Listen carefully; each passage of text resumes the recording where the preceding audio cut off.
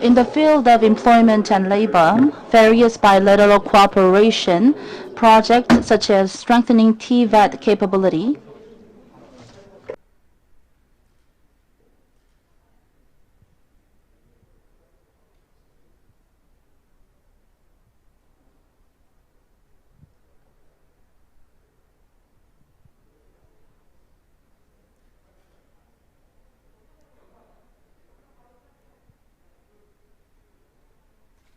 안녕하십니까. 고용노동부 고용정책실장 김영주입니다.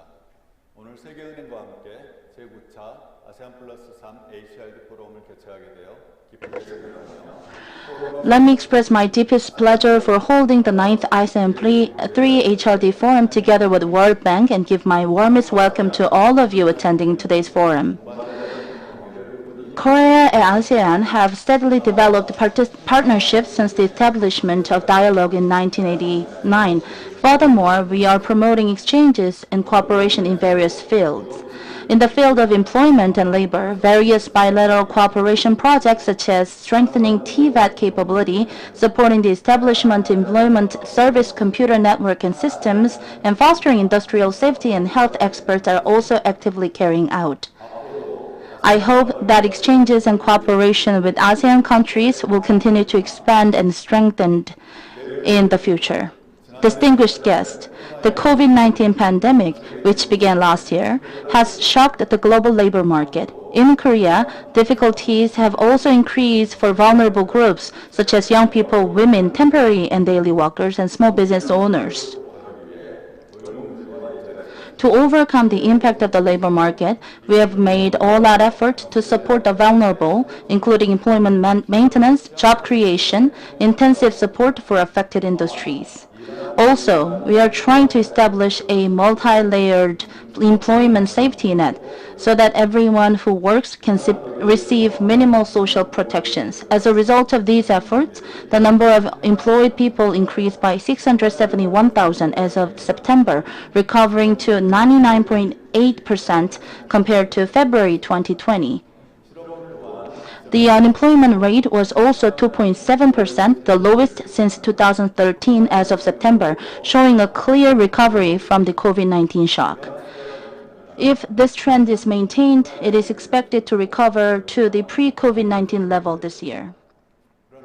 However, COVID-19 is accelerating changes in the labor market that began with the Fourth Industrial Revolution, raising new challenges for us. While promising industries such as new digital industries are growing, jobs in existing industries such as internal combustion vehicles and coal power generations are expected to decrease. And new employment types such as platform workers and gig economy workers are also rapidly increasing. To cope with these changes, we will establish a fair labor convergence support system so that those suffering from job crises can move to better jobs in the process of converting industrial structures. In addition, we will prepare support measures for various types of employed people, such as platform workers, so that there is no negligence in institutional protection. However, the key to responding to changes in the industrial structure and diversification of employment type will be investment in people. In order to cope with further accelerated digitalization due to COVID-19, we are cultivating digital protection capabilities that can be used directly by companies by providing learning courses. In addition, we support beginners and intermediate digital governance and convergence training such as artificial intelligence and software for all citizens, while creating a foundation for local SMEs and training institutions to grow their own talents in the industry. I understand that ASEAN countries are also paying a lot of attention and effort to develop human resources to overcome the COVID-19 crisis. The Korean government will also join these efforts of ASEAN countries. I believe this forum is a valuable time for sharing experiences and knowledges with each other for solidarity and cooperation. I hope today's event will contribute to the development of human resource development policies in each country. Thank you.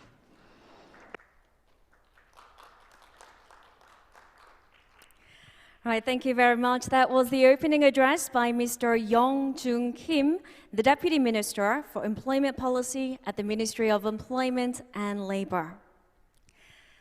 Please allow me to introduce myself before we proceed. My name is Ho Mi-sorang, and it's an absolute honor and delight to be serving as your MC for day one of the 2021 Asean+3 Hrd Forum. 인사드리겠습니다. 저는 오늘 진행을 맡은 아나운서 서미소랑입니다. 반갑습니다. Now, due to the COVID-19 pandemic, this forum will be held in a dual format with on-site and online participants and being broadcast live on YouTube. Also, for your convenience, simultaneous interpretation services are provided throughout the entire two-day forum. For our on-site participants, the receivers are placed in front of you on the desks. For Korean, please tune into channel 1. For English, please tune into channel 2. And for our online participants, you can select the language of your choice on Zoom. Please note that for Mongolian, the label will appear as Russian, but please be rest assured that you will hear Mongolian. You can also select from Korean and English. All right, let's continue on.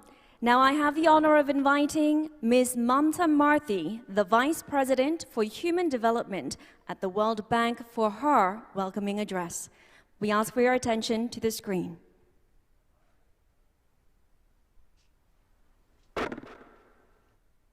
Ladies, gentlemen, distinguished guests, good morning, good afternoon, and good evening, wherever you are. On behalf of the World Bank, it's my great pleasure to welcome you to the 2021 Asean+3 Human Resource Development Forum. We are honored to have you here for this timely and important agenda. COVID-19 has caused unprecedented disruption in the provision of education and training. With other setbacks, it is leading to the largest decline in human capital in living memory. At the same time, it has accelerated many changes already underway in training systems and labor markets, such as digitization, which can help with the recovery and rebuilding of human capital. We are focused today on one aspect of human capital development, TVET. As economies start to recover, TVET can contribute to the economic rebound, to countries' plans to build back better, to their skills development systems, and to human capital. In this context, this forum shares lessons learned by TVET providers, governments, and other partners from their COVID-19 responses. And it explores how we can strengthen TVET systems during the recovery to develop greater resilience to future shocks. As we showed in our recently launched economic update for East Asia and the Pacific, COVID-19 threatens to create a combination of slow growth and increasing inequality in parts of the region for the first time this century. The persistence of the pandemic will prolong human and economic distress unless we can remedy the scars and take advantage of opportunities created by the pandemic. When it comes to TVET, governments will need to take a more prominent role, enabling workers to access much-needed training, skills upgrading, and other employment support services to help match employers' needs with workers' skills. Importantly, this will need to be done in the context of countries' own needs and their commitment to responding to the impact of climate change. The bank is committed to work with all sides to support this process and to strengthen measures for the poor and vulnerable, and to advance the reforms needed to build stronger and more equitable human capital. As the World Bank, we have been working with the Korean government in promoting skills development and employment policy in the East Asia and Pacific region through the Korea World Bank Group Partnership Facility. We have also been working with other Korean partners, especially the Ministry of Employment, Labor, and Human Resource Development, And this is intended to bring together Korea's development experience with the World Bank's global knowledge to support countries. We will continue to explore opportunities to deepen our collaboration. And this year's Human Resource Development Forum aims to stimulate discussions on the existing challenges and promote learning exchanges both within and beyond the region. I would like to take this opportunity to sincerely thank Mr. Young-Jung Kim, Deputy Minister of Employment Policy at Korea's Ministry of Employment and Labor, and Mr. Soo-bong Oh, President of Human Resource Development, Korea. I want to thank their teams and also their strong leadership and close partnership with the World Bank to make this knowledge-sharing event possible. I would also like to thank His Excellency Eka Pham Phanthavong, Deputy Secretary General of ASEAN, for ASEAN Socio-Cultural Community. Finally, and most especially, thank you to all the country delegations for your dedication to education and training. I wish you a very successful event, and I look forward to the outcomes of the discussion. Thank you. Thank you very much for that warm welcome, Ms. Mamta Marthi. And now, Mr. Soo-bong Oh, President of the Human Resources Development Services of Korea, will deliver his welcoming speech. Please give him a warm hand.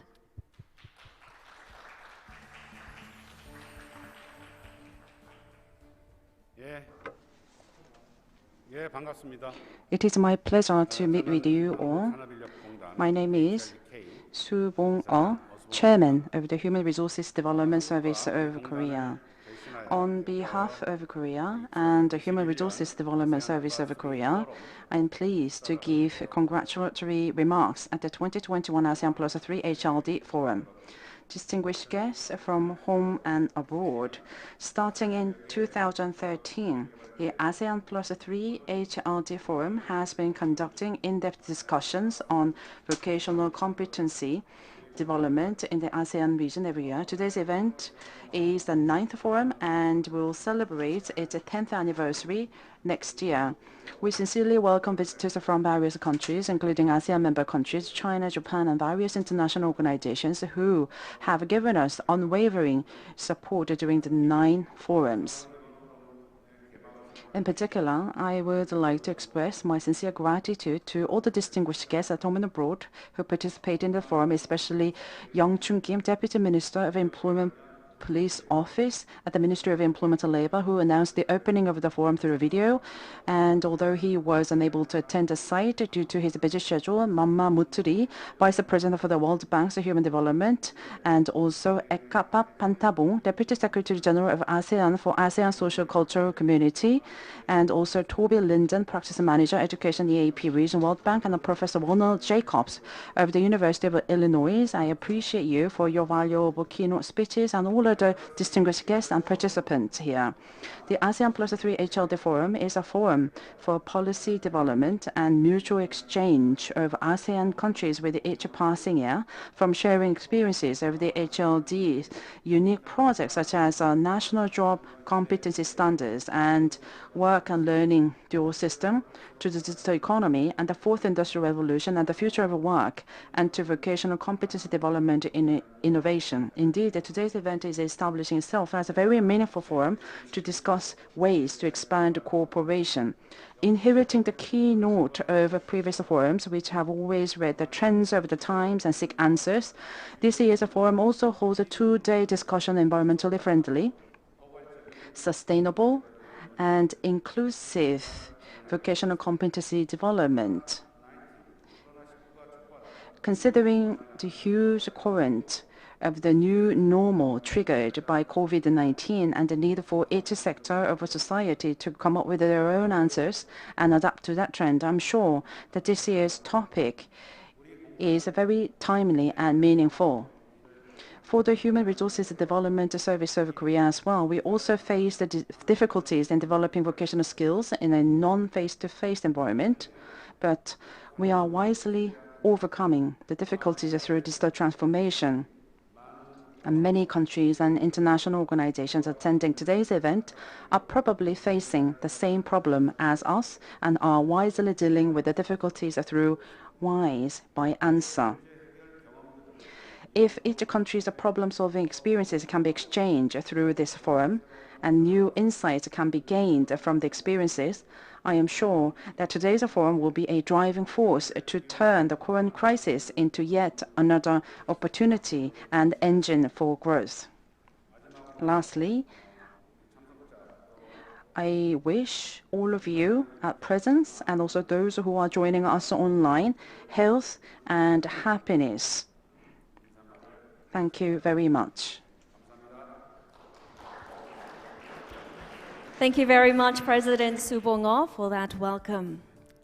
Now, His Excellency Ekaphat Phanthavong, Deputy Secretary General of ASEAN for ASEAN Socio-Cultural Community, also has words of welcome for our participants. Please take a look.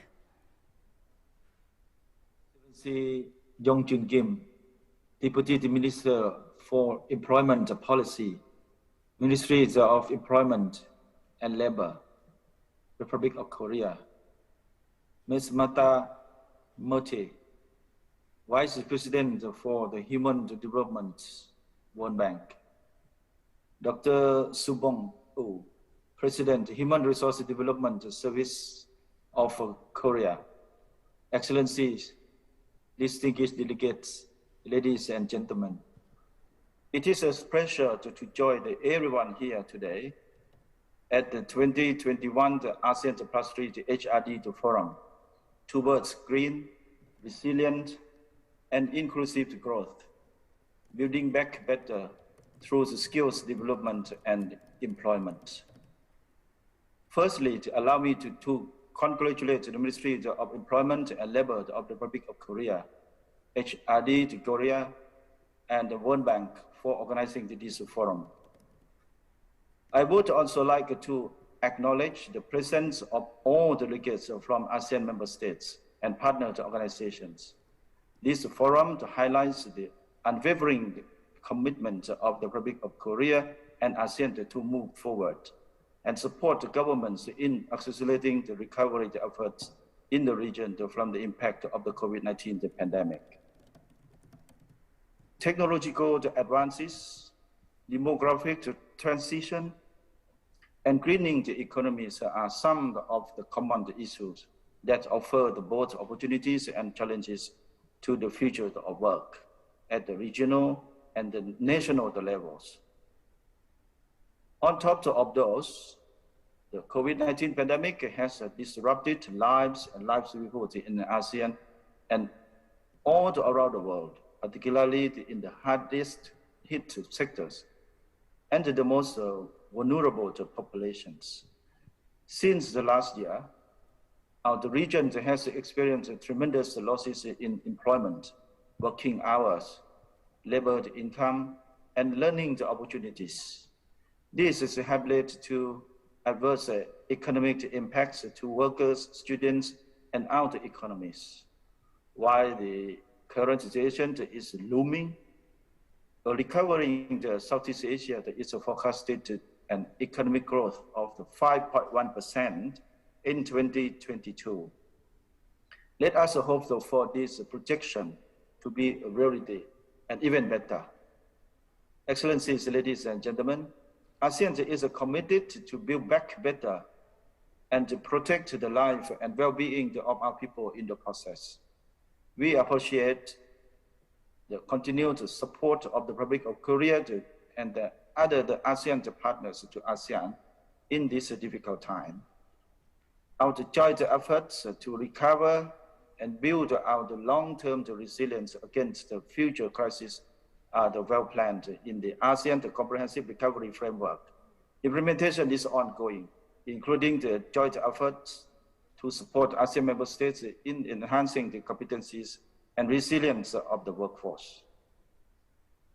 In the attempt to recover our labor markets, it is certainly not a time to stop investing in skills for development, although the pandemic also requires the prioritization of limited resources for emergency responses and economic stimulus packages.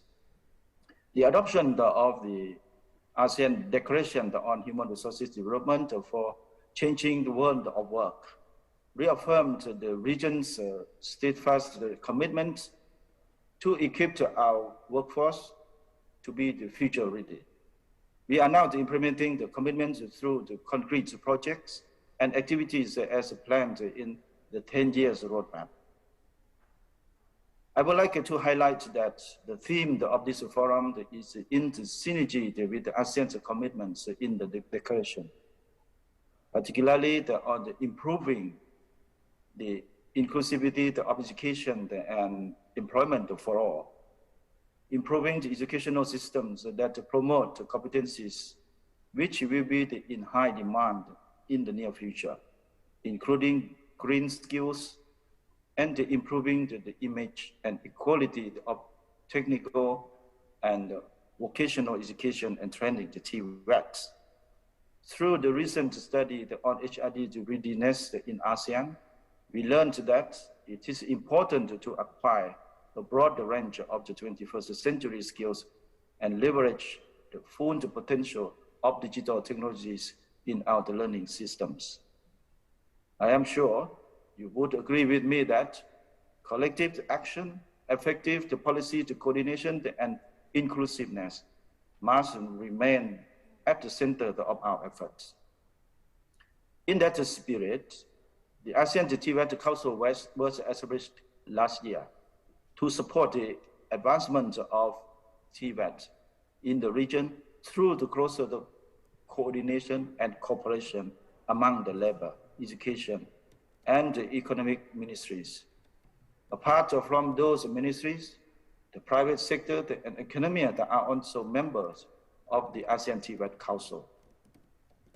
It is expected that this multi-stakeholder setting will lead to breakthrough and innovations on the ways we improve the TVET system in our region. As the region emerges from the pandemic, we will also need to leverage on environmental sustainability, which presents growth opportunities to build more resilient future in the region. The regional studies report on green jobs policy readiness in ASEAN that was launched last year has identified actions to ensure that the effective policy mix is put in place into promoting the green skills. Therefore, our labor force could be ready to take up the green jobs, which are a rising trend in our region and globally. It is a long road to go, and we need to learn from one another in our journey of finding the most effective ways to greening our economies and jobs. Excellencies, ladies and gentlemen, a forum like this is timely as it provides an opportunity for ASEAN member states and the Republic of Korea to share the experiences, learn from one another, and continue working together towards better preparedness and resilience. Only through the collaborative efforts we can ensure that these growth opportunities can bring the tangible impact to the countries and peoples of ASEAN. I wish to conclude my remarks by wishing all of you a fruitful discussion, and I look forward to the positive outcomes of this forum. Thank you very much. Thank you very much, Your Excellency. Now, before we continue on with our keynote presentations, we will take a moment to take some commemorative photographs to mark the occasion with our on-site participants. So for that, I'd like to invite Mr. Subong Oh, Mr. Woo Kyun Jo, Mr. Jason Alfred, and Mr. Byung-hun Lee up to the stage for the photographs.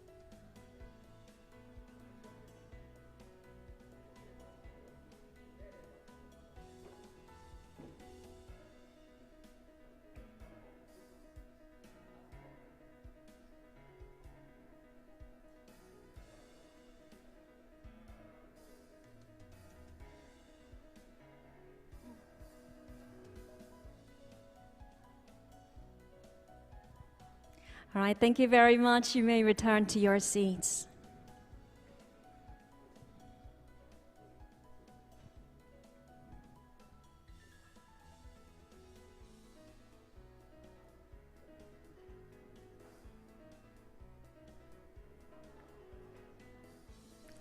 Now, to our online participants, thank you for waiting and thank you for your understanding. All right, we will now officially begin the forum.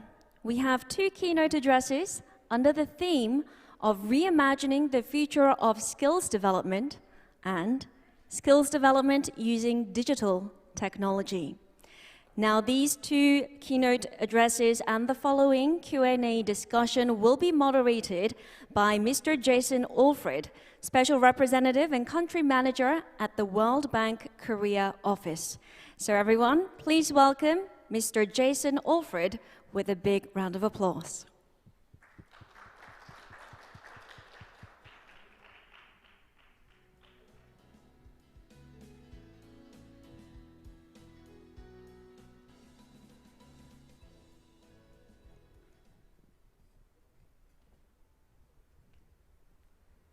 Distinguished guests, colleagues and friends, my name is Jason Alford. I'm the representative of the World Bank Group in Korea. I would like to thank our hosts today, especially here in the room with us, President Subong of the HRD Service of Korea.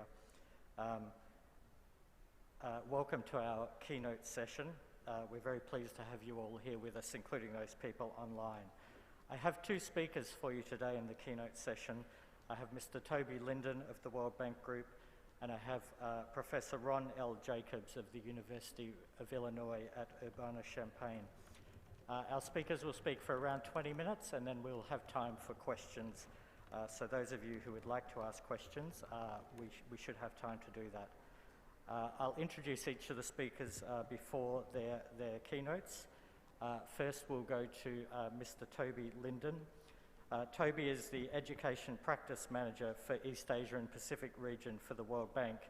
He's worked on countries of Southeast Asia, Central Europe, Southern and Eastern Africa, and India also. He served as a director of the Roma Education Fund, which is an international NGO working to improve the educational outcomes of Roma, the poorest minority in Europe. So without further ado, let me pass over to Toby for his keynote speech.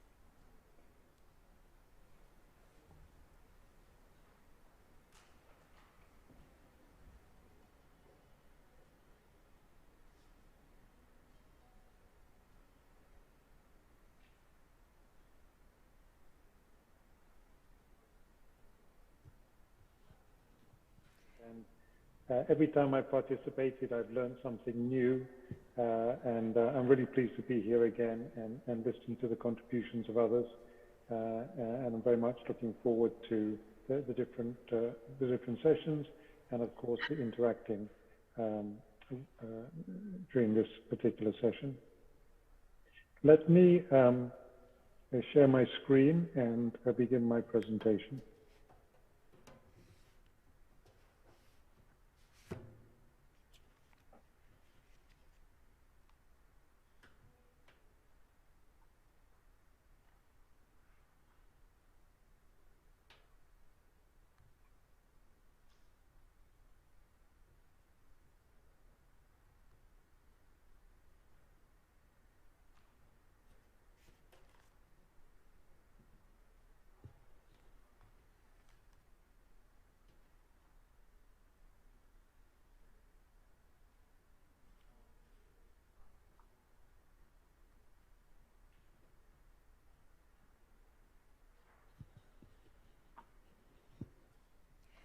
For all participants, we seem to be having a little bit of a technical glitch, so we ask for your kind understanding while we solve the problem.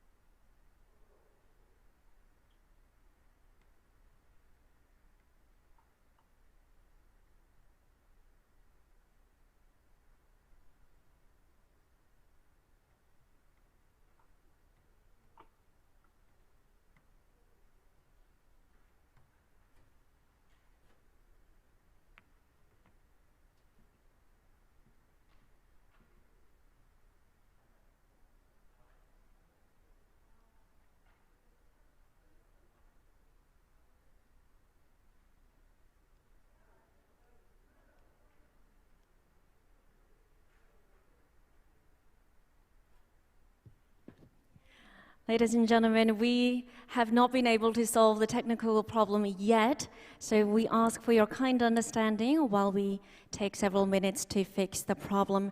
Mr. Toby Linden, I'm not sure if you can hear me, but even though you started your presentation, we were not able to actually hear most of it or see most of it here in Seoul and send it up to our YouTube live stream. We have tried to solve it just then, but we have been unsuccessful. So we will take several more minutes to solve this problem. All right, while we are waiting, I will inform you of what is in store. No? Okay, I will pass the floor over to our moderator.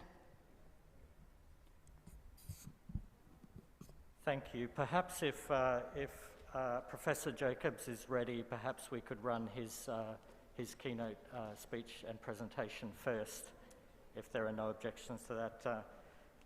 Professor Jacobs, let me introduce you, and you can proceed if you're able to.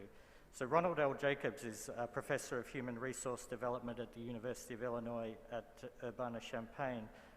Among Ron's broad areas of active research are the changing nature of work, knowledge work, workplace learning, and national workforce development. Ron is particularly known for his research and consulting related to structured on-the-job training.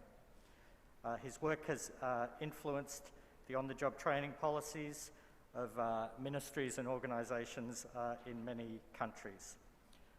Professor Jacobs, if you're happy to proceed, please go ahead.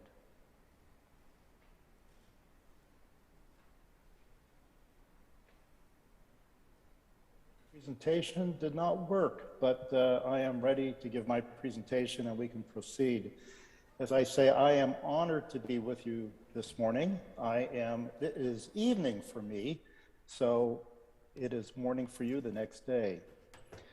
Thank you again for the invitation to participate in this wonderful event and to have the opportunity to share with you some of the things that are happening in my own professional life as it relates to the conference. I am going to share my slides at this time. Hopefully we won't have any problems. Okay, can everybody see my slides? Okay, great. Well, my topic has to do with skills development and using technology and digital technology and challenges. My presentation will focus on some of the issues that we face in terms of responding to the current situation, but also to give you a practical, personal example of how I have experienced the change and what I have done with it and from my own personal perspective. And so my presentation, I would like to cover these items. I'd like to share a little bit of information. You probably have seen just the same information about changes in the workplace and the work that's going on today. I want to share with you some of the work that I've done related to structured on-the-job training. Many of you in your organizations and ministries may have heard, I'm sure, of SOJT. It's been used in schools, training institutions, employers for many years. But what you may not be familiar with is what is happening from a digital perspective in terms of what's called Situate. And I want to share with you tonight, or this morning, excuse me, a Situate case study of an apprenticeship program that's being developed for IT apprentices. And finally, I'll make some comments about challenges and the promises of where we are today and where we need to go for the future. So again, thank you very much for the opportunity to share, and what a wonderful opportunity that we can come together, even though not in person, but at least through the technology that we have. Now, most of us have heard and seen all the data about what's happening, and most of us realize that the workplace and work is changing quite a bit. And we know, and people have been watching this very carefully, that the fastest growing jobs can be done remotely. That's a huge consideration. Some reports, surveys have shown that a large number of employers have expanded remote working. I've talked to a number of people this week, in fact, who've reported to me that it's so difficult that to get people to come back to work. They are productive at home and they are reticent to come back to work. There is a prediction that there's going to be 150 million new technology jobs in the next 5 years, all accelerated because of what we've been experiencing for the last 2 years. Digital transformation is a term that's being used in many organizations today. It's an opportunity, but it's also a challenge for what's happening. We may be referring to technology from a learning perspective, but also technology in the workplace as well. And you can see there the delivery of services are shifting to digital. If you are aware, you can see on all the media today that almost everything is geared towards the web, the use of the web, and services provided by the web. And something that's very important for my own research has to do with understanding of how work itself has changed. Work itself has changed and has become more knowledge-based. And that is something that is a very high concern for me and something that I've observed quite a bit in the last several years. So we know very definitely that there have been changes in work, the things that people do, and changes in the workplace, the environment that people work, do their work. I will add just a very quick anecdote to this. I was talking to a manager 2 days ago of a large company in Chicago. And just before the pandemic, they had leased 3 stories of a high-rise office building in downtown Chicago. Of course, not knowing what was about to happen. So now they have 3 empty stories, staff reticent to come to work, but still they are productive. In my own case, you may know a little bit about structured on-the-job training, but I'll give you a little bit of the evolution of where it's been and where it is today.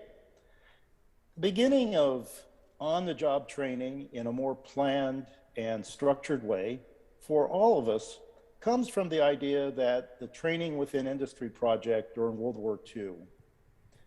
In the middle 1980s, I started doing research and consulting practice on that idea and gave it the name structured on-the-job training, because I felt that if we were in HRD were to make sure that performance was of highest concern, then our concern should be on the tasks that people should be expected to perform in the workplace. And that's what SOJT, based on job analysis and task analysis, was very good at doing. But then, as you can see, in terms of the evolution, something has changed. For me, that change occurred the summer before last when I realized that my work, SOJT, which depends on face-to-face interactions between a trainer and a trainee in the actual work setting, was not really possible that anymore, and may not even be possible when the pandemic was over. And I had to come to the idea, the challenge, to determine what to do about this. And one of the things that I had heard from many people was that they were using digital technology in their training institutions, but they were not able to still do skills development with the technology that they were using. And that gap, that prompted me to think whether or not there could be a digital version, a digital platform of structured on-the-job training. And I'm telling you this because it's not so much, I would be pleased if you're interested in the platform itself, that would be wonderful. but I use it in a reflective sense in terms of how we, and in a collective sense, have all had to reassess what the norms were from before and to achieve the goals still that we want to achieve, but perhaps in new ways. And that, I think, that is what the underlying message for this. Situate is the entity that the name that I've given to the entity is the digital version of structured on-the-job training, and you're welcome to check it out on the website there. There's a lot of information about it. Situate, the name Situate means that the learning occurs still in the place where it's most appropriate, which is in the work setting, not in front of a screen necessarily, or, you know, even sometime we might even think about a classroom. But Situate is where the learning occurs most, the best. Still combining digital technology and learning on the job, which sometimes people may not believe before the pandemic was actually possible or advisable. The challenge for making something like this would be to think about what were the critical features that made SOJT effective in many organizations globally, from the research that we have done and from my group has done. But the use of digital technology allowed us to provide a seamless SOJT program so that people could do it a little bit different. The elements that had to be done, that had to be assembled, could be done in a little bit different way, with more flexible delivery and a more integrated system. As I have learned, and I am not a technology person, but what I have learned is digital technology is meant to make things easier, if that's possible. And certainly, as we have seen, that is a challenge for all of us. Just as a peek for you, and if you're interested, I will certainly respond to anybody that's interested in this, but just as a peek, the idea of integration and making things easier from a platform perspective gives us some opportunities. In other words, within the platform, now we're able to do job analysis, task analysis, and occupational analysis, provide templates for people to do those kinds of things, and to do a skills gap analysis within the context. And the platform then allows some movement of the information across, so that as you do a task analysis, your training materials then become developed, and the learning plans for the trainees and the performance checks that occur at the end of each task is then integrated with the learning. And then there's the ability, of course, to schedule the training and conduct the SOJT. The assumption of Situate is that it gives people the flexibility if the trainer and the trainee are remote, not in the same physical location, or if they are, they can still use the platform. But the platform has some additional characteristics that make it easier to do. I won't spend all of our time here talking about the platform itself, but I want to share with you a case study that's happening now in the use of this technology that I don't think could have happened before there was a digital version of SOJT. In the US, and I think across the world, I think there's a lot of interest, a renewed interest in apprenticeships. And that certainly fits in from a TVET perspective. IT apprenticeships are especially attractive for getting people trained and into the workforce. We have some registered apprenticeship programs through the Department of Labor focusing on IT or tech apprenticeships. And as you can see the bullets there, network support specialists, cybersecurity technician, these are occupations that do not require any prerequisites for entry. There's prerequisites once you enter the program, but none for getting into the apprenticeships. But there are occupational analysis documents, but as you can see the flow here, that what happens is that we can now develop and conduct, we can adapt the occupational analysis information to a job and task analysis using the platform.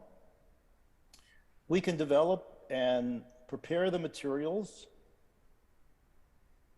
and do the task analysis that's required for the materials. We can prepare the SOJT modules at the task level. We can provide a train-the-trainer, online train-the-trainer program for trainers. We can make sure that people have the prerequisites as they go forward within the platform. The training can be delivered remotely. If you can imagine, an apprentice might even be in their own home, and the trainer could be in another location, but it's a task-oriented apprenticeship. And the platform then allows performance checks at the end of each module, and then there's an updated learning plan. And then when the learning plan is completed, the certificate can be given. So this is an example that although it could be done, obviously, before the pandemic, it would have to be done face-to-face for the most part. But now there's the additional flexibility and integration that we have that we can do this remotely. And hopefully, as we move forward, we're going to find that we can involve more people, and more people will have access to the apprenticeship program. I'm certainly willing to answer any questions about this program, and it's because it's a very interesting opportunity for us. I guess in terms of what I have learned, and I guess the lessons have been hard learned lessons for us, is that we've faced many challenges. And as a university professor, I know very clearly that all of our classes, all of our courses now are online. Many of my students that I haven't really seen too much of for the last 2 years. But we also know that getting through this and puzzling through this will give us some opportunities as well. One of the things that I'd like to share with you about taking those opportunities is not to compromise. And I mean that in the sense that what I see is that the acceptance of many digital platforms may not achieve the objectives that we have for our trainees, for the outcomes for our trainees. And we should try our best to make sure that we can figure out the best ways and not just accept the systems that we have, but to figure out the best ways of ensuring that our students can achieve skills development, as opposed to merely learning topics that many of the digital platforms are best suited for. With this, I'd like to close my presentation and thank you very much for the opportunity to share this information with you.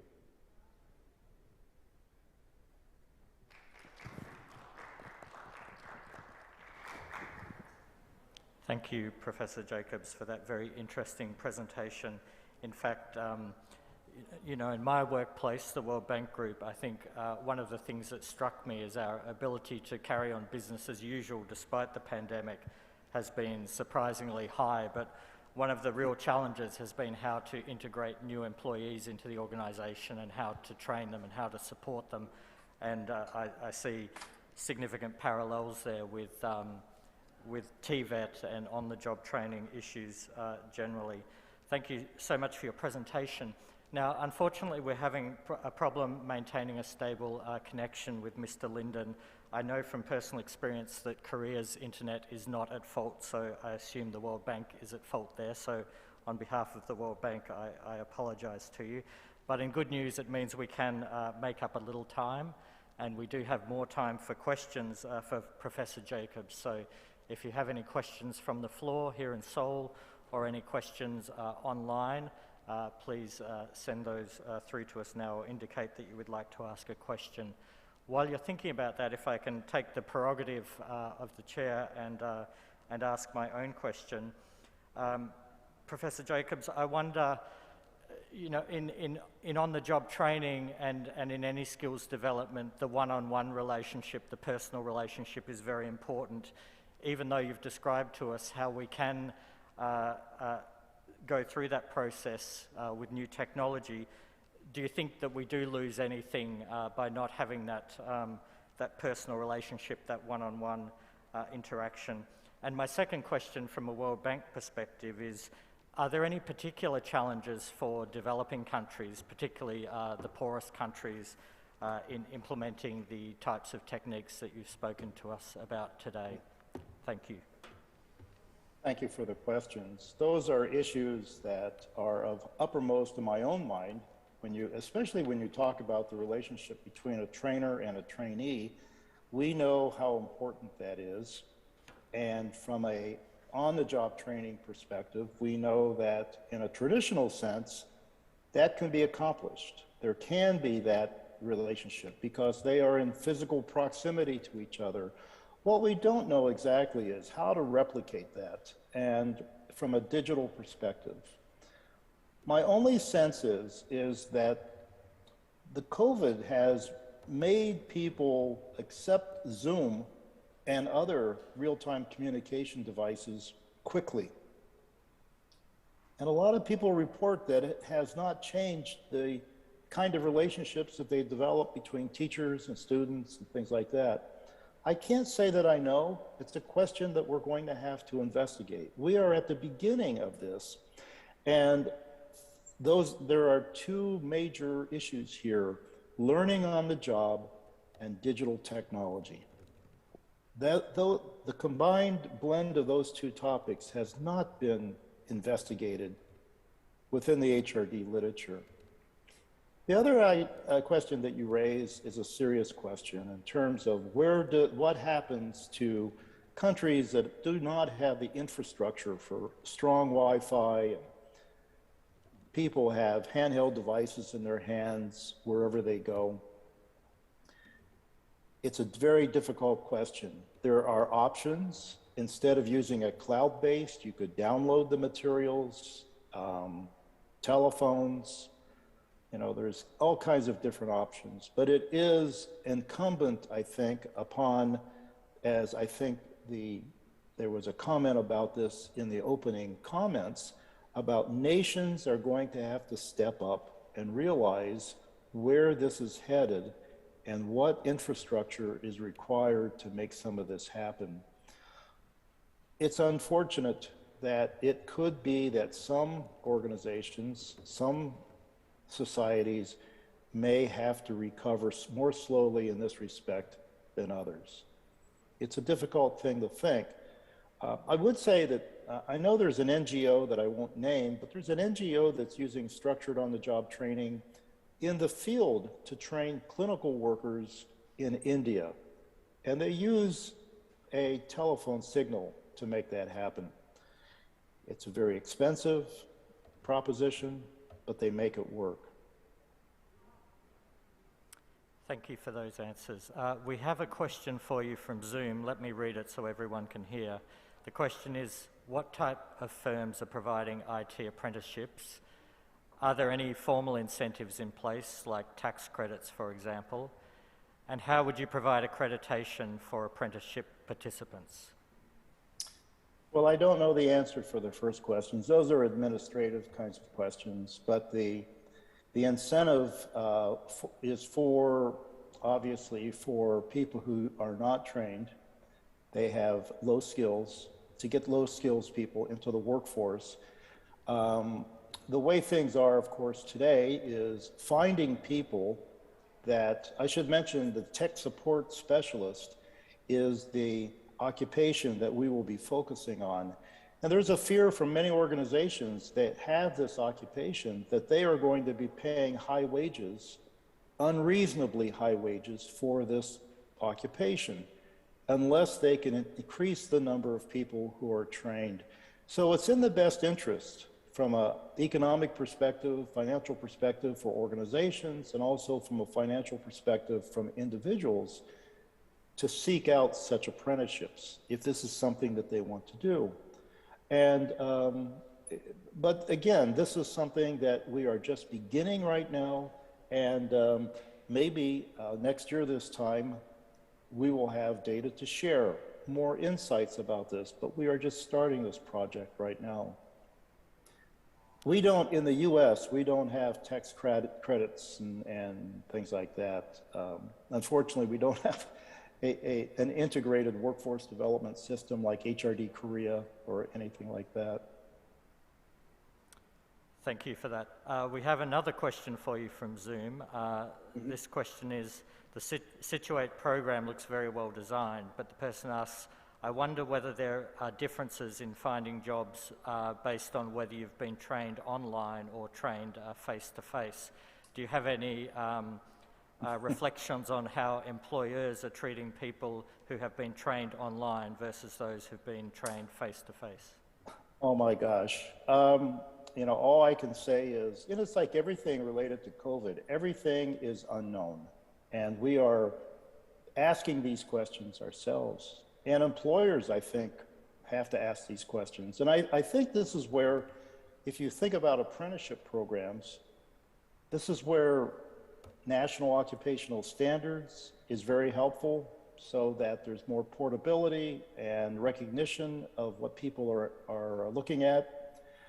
One of the issues that's of a critical importance is being able to adapt these occupational standards to the situation for each organization that may be hosting an apprentice.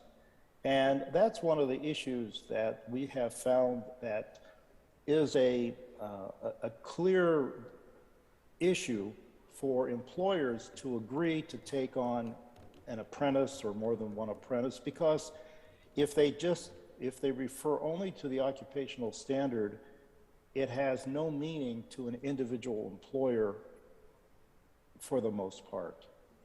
So I don't know the answer to that particular question. All I can say is that it makes it even more important that we have these standards systems in place to help us guide what it is that we do within these kinds of apprenticeship programs.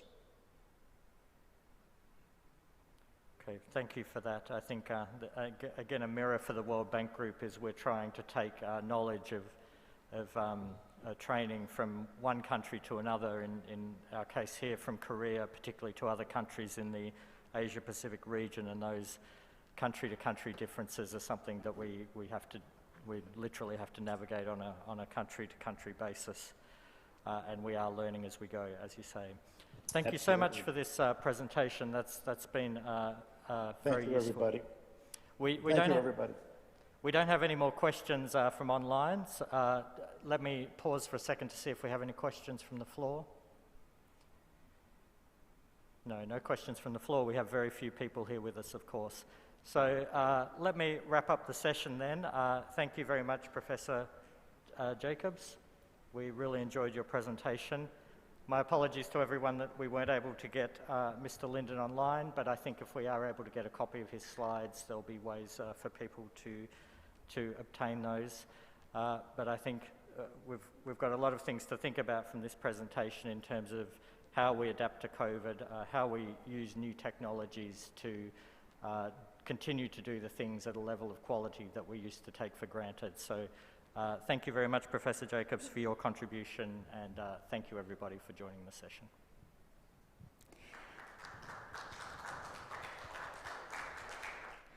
Thank you very much. That wraps up the keynote presentation and the ensuing Q&A session.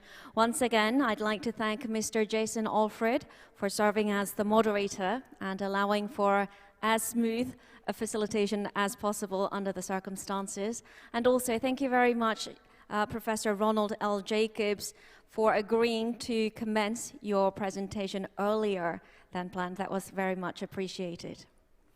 All right, we will now adjourn for a 10-minute coffee break. Please go outside and enjoy the refreshments that we have provided. Session 1, Challenges of TVET Institutions Before and During the Pandemic, will resume in 10 minutes, so 11:15 a.m. Korean time. We'll see you then. Thank you.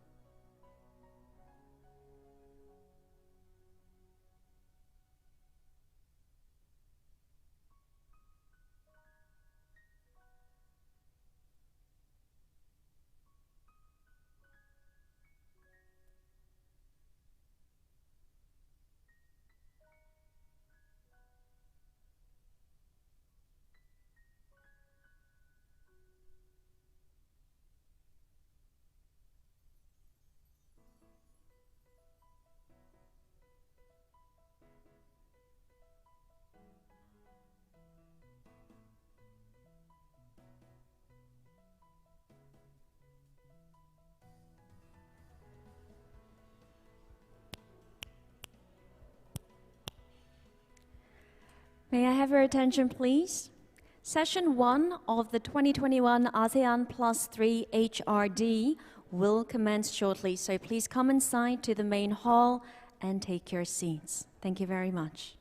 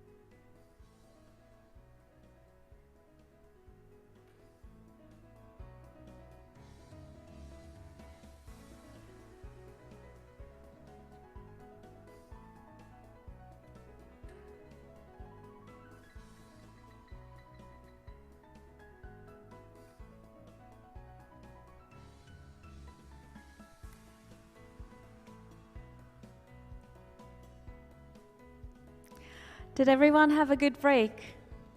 We will now begin Session 1 of the 2021 ASEAN+3 Hrd Forum Day 1. This session will be moderated by Mr. Koji Miyamoto, Senior Economist at the World Bank. So everyone please join me in welcoming Mr. Koji Miyamoto with a big hand.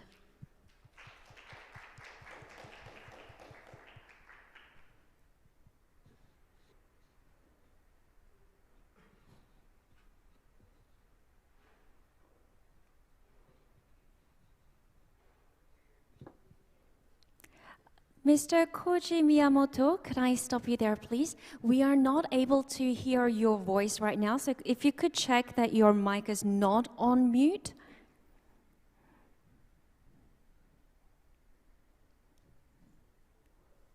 Okay, so it is not a problem on your end. If you could speak, we will double check that the sound is coming through. No, we are still not able to hear your voice right now. Please bear with us while we sort out the technical glitch.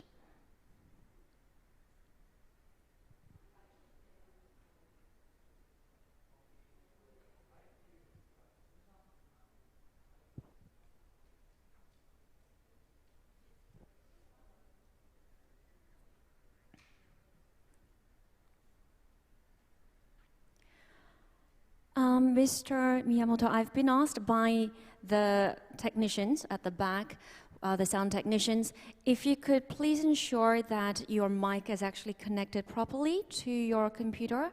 So it might not be a matter of mute function with the Zoom application, but the actual mic. Okay, it is still on.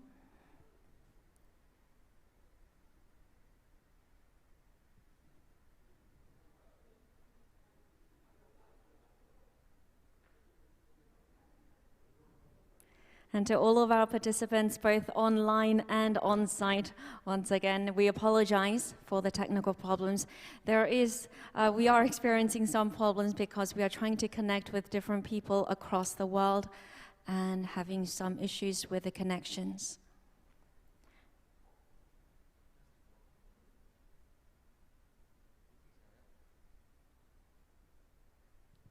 I would like to make an announcement. This is the operator speaking.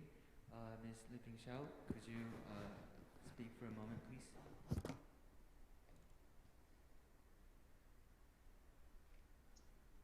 Yes, this is Liping Xiao. Can you hear me? Can you hear me?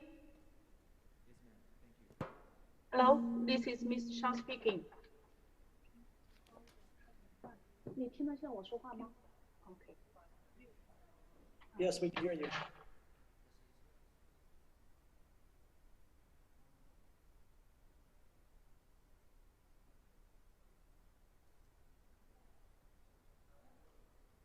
Mr. Miyamoto, could you change your microphone connection to your computer? Is there another mic that you can use? Yeah. We can hear you very well. Thank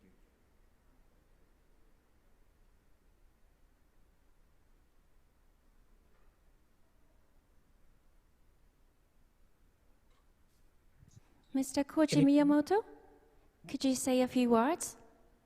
Yes. Can you hear me now? Yes, we can hear you perfectly. Thank you very much for your understanding. If you could start from the beginning once again, because we did miss that part before. Thank you very much. Thanks very much. I just connected to a different computer. Thanks for your patience. So I'll start again. Distinguished colleagues and guests, my name is Koji Miyamoto. I'm a senior economist from the World Bank's Education Global Practice. It is really my pleasure to be the moderator of this session, in which we will discuss the challenges that TVET institutions have been facing before and during the pandemic. We would also like to explore insights gained from these experiences as we work to develop a resilient, inclusive, and green skills development system. Now, this session brings diverse experts from within and outside of the World Bank who have made extremely rich diagnosis of the TVET systems in East Asia and Pacific, as well as in Europe and Central Asia region. This session will start with a series of short presentations by 8 speakers, followed by a Q&A session. The first 2 speakers, actually my colleagues from the World Bank, will provide a synthetic presentation of key findings within the 2 regions, followed by 6 speakers who will develop, who will deep dive into country-specific analysis in the East Asia and Pacific region. I will take the moderator's privilege to pose the initial questions to all the speakers, and we will of course have ample time for the audience to pose their own questions.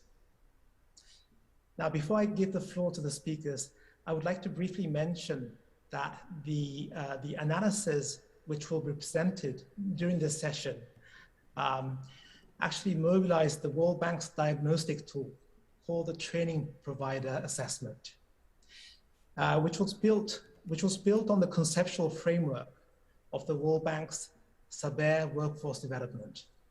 And there are actually 2 diagnostic tools under this Saber workforce development. One is the tool to diagnose the quality of TVET systems, including policies. The second diagnostic tool is this Training Provider Assessment, which has been developed 5 years ago, and since then been applied to a number of countries in Africa, Europe, and Asia. Now, with this brief introduction, let us move on to the first speaker of the session, Liping Xiao, who's a senior economist, senior education specialist. She's responsible for coordinating the bank's operations and the analytical work in skills development in China. And she also leads the East Asian Pacific skills programs under the Korea World Bank Partnership Facility. Liping's professional interests lie principally in basic education, vocational education, and teachers' education. And lastly, prior to joining the World Bank, Liping has worked in the Ministry of Education for policymaking research. So Liping, the floor is yours now.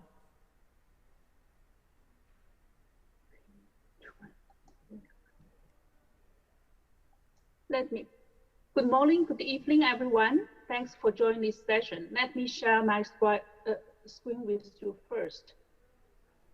So let me change it to full screen. So it's okay? Sorry, I have to move to the first one. Okay, so thanks Koji for your introduction, and thanks everyone for joining this session. On behalf of our team, I will introduce our EAP TAP research. So 2 years ago, in 2009 HRD Forum in Busan, we introduced this instrument, the Sabel TAP instrument. My colleagues from headquarters, Alexandra, joined that one and introduced these instruments. And then after that, we launched this recording in progress. Recording stopped. Okay, and then last year in 2020 HRD Forum, my colleague here introduced the progress of this study in our region and also the very preliminary findings for the first round survey. Now, so far in our EAP region, we completed 2 rounds of surveys, and then 7 country research reports was produced, and then our recording in progress. Our regional program is in the process of finalizing. Now, before I present some findings and the recommendations, let me go through very quickly on the research instrument and the participating countries. Just now, my colleague Koji introduced this instrument, Sabel instrument already. So this instrument was designed by our headquarters Sabel team. So mainly designed around 3 dimensions: strategy, quality oversight, and service delivery. And then it further classified into 9 action areas. And this instrument called TAP is aimed to assess the TVET providers in 3 aspects. First one is to profile the training landscape by collecting all key features of training providers in each participating countries. Secondly, to measure training providers' effectiveness by questionnaire survey and also focus group interviews. And thirdly, to provide individualized feedback to both training providers and management authorities. So this is a very brief introduction of this instrument. And then in our region, in our EAP region, so far we have 7 countries join this survey, but Laos study was directly managed by our country team. So from these 7 countries, please note that there are huge differences among across this system in terms of country context, TVET system, and then sampling. So based on this, considering this huge difference, our regional analysis just focus on identifying similarities, common traits across system, and also identify the differences. So we put the result, we used the average scores and also range of scores of all participant countries for each action areas, putting this result into this table. And then the result was classified into 4 levels, from latent, the lowest, the latent one, and to the highest, advanced, and then use different colors. So from this one, we can find a lot of similarities. And then in general, in our EAP region, training provider system is largely established. And then quality standards and sustained relationship with authorities rank high for most countries. But pursuit opportunities and data rank lowest for all countries. And the strategic direction is a relative role ranking for each country. So this is some key points we found from the analysis and the results. And for the next table, So we put the internal ranking of 9 actions within each country into this table. So from this table, you can still find a lot of common traits, similarities, and also differences across different systems. And then from the survey, we also identify some country-specific examples. For example, in Korea, Korea governments work closely with industry and link all training institutions, provisions with all workforce leads. So in Korea, they developed a very advanced demand-driven approach. That's for Korea. And then for Vietnam has government-mandated engagement between TVET providers and in the industry. So half of their programs, training programs, offer industry-recognized certificates. So they help their students well prepare for the future work. In Cambodia, most of graduates under the school, managed by Ministry of Education, they are not directly go to the labor market. They are continue to other higher education. So it's difficult to evaluate the overall effectiveness of their training providers. That's for Cambodia. And in Laos, we found Laos have a very good system in place for capture and manage data. And then this can be used to inform planning for policy making. That's in Laos. And in Mongolia and Tonga, so they fulfill the national quality standards and also establish, sustain the relationship with authority in these 2 countries. And then in Gansu, that's one province of China in the west region. In Gansu, the help students, all training providers help students prepare better for the future job by providing internship program for all students. So these are the key analysis, key examples we find through these regional studies, through the result from the surveys in these 7 countries. And then based on this analysis, we provide some recommendations for in regional improvement. We still organize our recommendations around these 3 dimensions. Firstly is strategy. So we suggest all training providers in EAP region, they could benefit more from strengthening governance structures, especially including the key stakeholders like representatives from industry. And then all training providers in EAP should develop more robust M&E monitoring and evaluation protocol for strategic planning. And we also encourage all training providers in EAP to strengthen their data management, and also encourage training providers in EAP to develop policies for green, resilient, and inclusive development in future. So that's our recommendation on the dimension of strategy. Secondly, on the quality oversight, we suggested training providers in EAP to ensure minimum and equitable level of funding, because we found that financial management is strong in our EAP for training providers, but most of training providers, there's still lack of enough resources. So maintain minimum resources is important, and to set new mechanism or more mechanism to obtain more resources from other channels, and also at the same time to review the current financial allocations and spending patterns to improve the efficiency of funds. That's our first recommendation for the quality oversight. And we also suggest the training providers in AP to strengthen the internal evaluation, trace graduates through trace studies, and also collect information from external evaluations.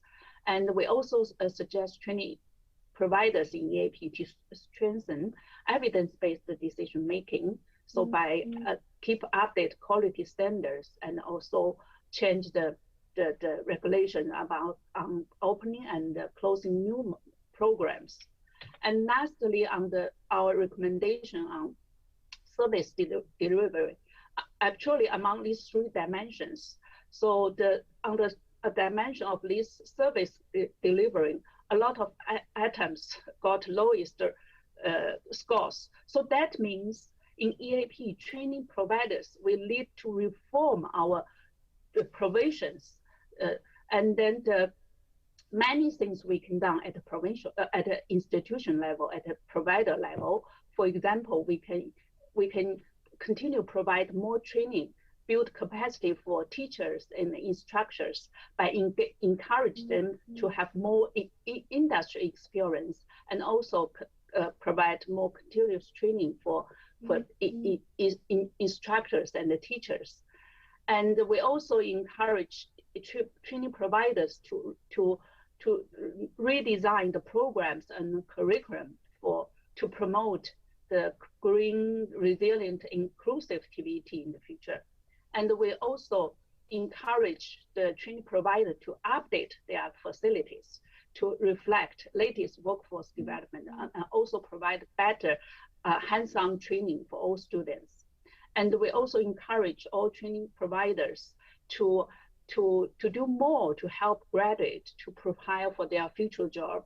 For example, to create more internship, apprenticeship program, and provide more employment and career guidance services for students, and also try to extend more recognized certificates for students. So those are the key recommendations for the regional employment based on the survey result from 7 countries in our region. And lastly, I just want to, on behalf of our team, I want to appreciate the strong support we received from the our counterparts, authorities in these 7 countries, and our local country teams, and also appreciate the great effort and very highly commitment from local research teams and our technical teams. Thank you very much. Let me stop here and hand over to Koji. Thank you.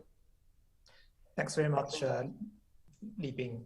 It was a very comprehensive synthesis of the work that is done in the region. As I had said before, there'll be a much more detailed deep dive presentation by different experts later on in this session. So I think Li Bing's presentation will provide a very nice overview of that. So thank you very much. Now we will move on to the next speaker, James Gresham, my colleague from the Education Global Practice. He will speak about the application of the training provider assessment in Europe and Central Asia, 3 countries in Europe and Central Asia. James has worked for the World Bank since 2009 mainly on operations and analytical and advisory services in not only in Europe, but Central Asia and also Africa. James' work focuses largely on strategies to improve learning outcomes, equity of service delivery, and the governance and efficiency of primary and secondary education. James, I would like to kindly ask if you could keep your presentation to approximately 5 minutes. I think we're running a little bit late already in this session, so if you could keep to the time, that would be highly appreciated. Thank you very much, James. The floor is yours. Thank you very much, Koji and colleagues. Just wanted to make sure that everyone can hear me loud and clear. Yes, we can. Okay, great. Thank you very much again for the introduction and for the opportunity to speak with you briefly today, tell you a little bit about the findings of our work in the Eastern European region.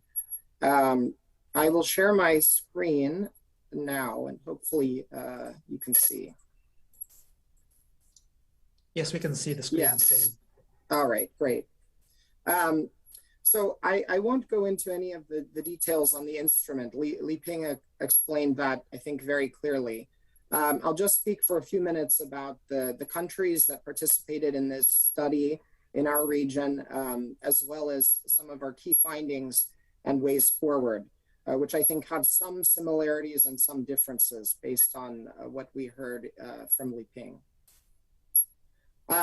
So in the Eastern European region, we had 3 countries participate in this activity: Belarus, Romania, and Ukraine. And Belarus and Romania followed very similar structures, where they both selected secondary TVET institutions as well as post-secondary. The exercise in Ukraine was very, very specialized and adapted for teacher training institutions in particular. So it's somewhat not comparable to the other 2. But it goes to show, I think, the value of the instrument in an adaptation for very specific sample groups. We looked first at some of the key similarities that we saw across these 3 countries, some of which I think were in place prior to COVID, as well as many of the similarities that resulted from the experience dealing with COVID and adjusting to this. 2 of the areas that are very similar across the region is on the application of data for decision making and on the relationship with authorities. In all of our countries, the relationship with authorities was one of the most robust in the area of our analysis, with multiple forms of engagement with authorities, multiple avenues for consultation, and on the use of data and application of data, what we saw was quite a extensive system, usually in place for collecting data and reporting, but much less readiness to analyze that data and use it for evaluating programs and performance. There's also a clear lack of data disaggregated for the purposes of assessing diversity and inclusion at the student level. This was a very common finding from across our region as well. In terms of the areas of similarity, we also noticed very few institutions assessing foundational skills at the point when students enter TVET institutions. For example, only around 12% of the institutions in Belarus do this currently. And financial viability being another area of concern across all 3 countries, that very little financing coming from employers, as well as a kind of common theme of insufficient funding for both capital investments and the maintenance of equipment.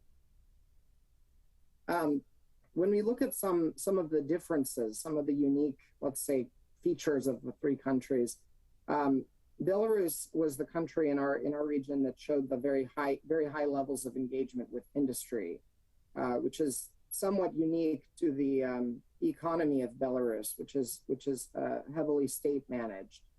But a very strong emphasis still on work-based, work-integrated learning, as well as a more extensive use of internships and apprenticeship models, though much less access to career counseling in general. And I would say that's a common finding across the board.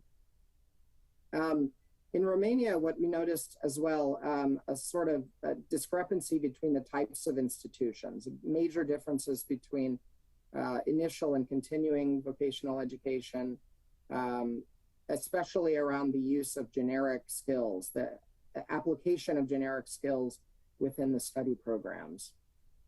And then, as I mentioned, Ukraine our sample was a very unique one. But I think one of the interesting findings here was the attention to inclusion as part of the training for instructors, where quite a number of instructors participate in training that has a focus on diversity and inclusion. Just a few final remarks on ways forward. We also followed the same 3 dimensions that Li Ping mentioned. When it comes to strategy, what we saw is a very clear need to improve and strengthen the capacity for stakeholder representation inside of the training institutions, especially from industry. and that government can play an important role in this. As I mentioned, a clear need to focus more on inclusion of students with diverse learning needs, especially at the strategic planning and performance monitoring side of things. And then in terms of alignment between curriculum and the labor market demands, this was differed a little bit across the countries, but in general, we see a need for greater incentives to involve experts and specialists from industry in teaching or in helping to develop curriculum.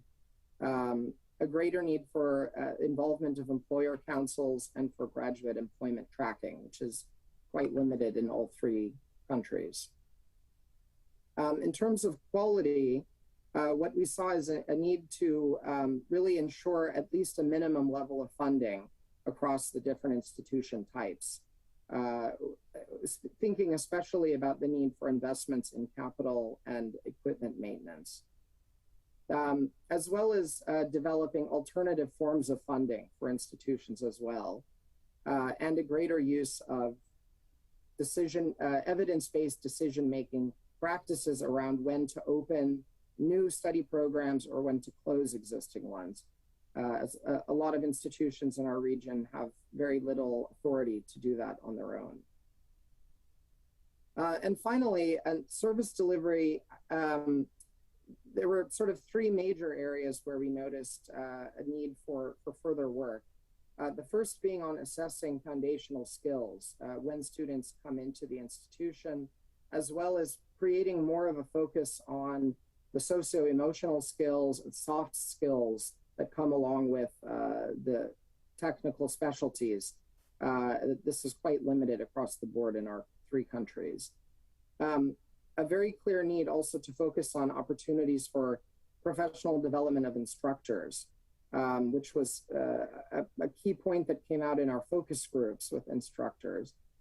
And finally, I think, especially thinking about the impact of the last 18 months, a greater need for using flexible and alternative delivery models, especially in a more of a blended approach going forward.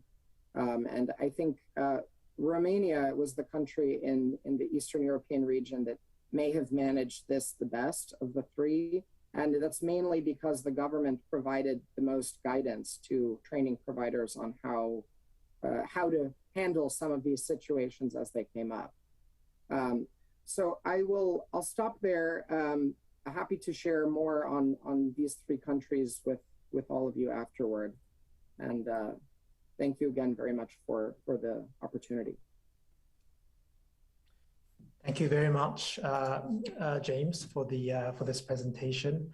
It is very interesting to see the three European countries contrasted with the six other East Asian Pacific countries that Li-Ping had presented. Of course, as you had mentioned, the contexts under which TVET operates are quite different. So it's no big surprise that there are differences in the strengths and weaknesses of the TVET institutions in your region that you had described compared to the East Asian Pacific. Nevertheless, I was at the same time still, let's say, surprised to notice there are also many common strengths and common weaknesses in the TVET institutions, despite the contextual differences. So no wonder some of the recommendations that you had mentioned as a way forward, such as strengthening the industry representation when it comes to governance. Those are like common messages that emerges from both Asia and Europe. So again, thank you very much for your presentation, James. So these two presentations by my colleagues at the bank, from the World Bank, this covers the overview. And we will next move on to the country-specific cases by 6 experts. And they will all focus on the East Asian Pacific region. We will start off with Jeffrey Marshall. He's an executive director of the Ed Caminos. And Jeffrey will discuss the TVET, the functioning of the TVET institutions in Cambodia. So Jeffrey is an independent consultant, and as I have said, an executive director of Ed Caminos. It's a small NGO operating in Mexico. Jeffrey specializes in quantitative and mixed methods education research in developing countries and has been supporting the World Bank and other donor programs for the past 25 years. His main interests are in the areas of national assessments, program evaluation, and school and teacher quality, and out-of-school children. So with this, I would like to pass the floor to Jeffrey. The floor is yours. You have 10 minutes. Yes, thank you, Koji. Good morning, good evening, everyone. Can you hear me, first of all? Yes, we can. Okay, Thank great. you. So my name is Jeff Marshall. I'm a consultant based here in Southeast Asia, and I completed the Cambodia report together with my colleague Seng Bung Lee from the data collection firm in Cambodia, as well as our World Bank colleagues in Phnom Penh. So I know we're running behind, so I will try and be brief. Country context and sampling. Cambodia is a Southeast Asian country with 16.7 million people. 75% of them live in rural areas. It's classified at a medium level of development. And in terms of ethnicity and minorities, it has a small group, less than 5%, that are classified as ethnic minorities. The TVET sector, is divided across 3 ministries. This includes the Ministry of Labor and Vocational Training, Ministry of Education, Youth and Sports, and the Ministry of Social Welfare. In terms of accredited institutions offering long-term programs, there are 130 total institutions. This includes 116 from the Ministry of Labor, 14 from Ministry of Education. So this is sort of our study population, if you will. Yes, 130 accredited institutions. And the overall sector guidance comes from the National Technical and Vocational Education and Training Policy, NTVETP, covering the 17 to 25 period. So the actual study sample is based on the Ministry of Education institutions only.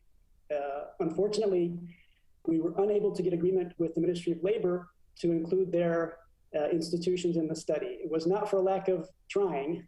We reached out to them on multiple occasions, and then also the COVID situation complicated things a bit in terms of getting access.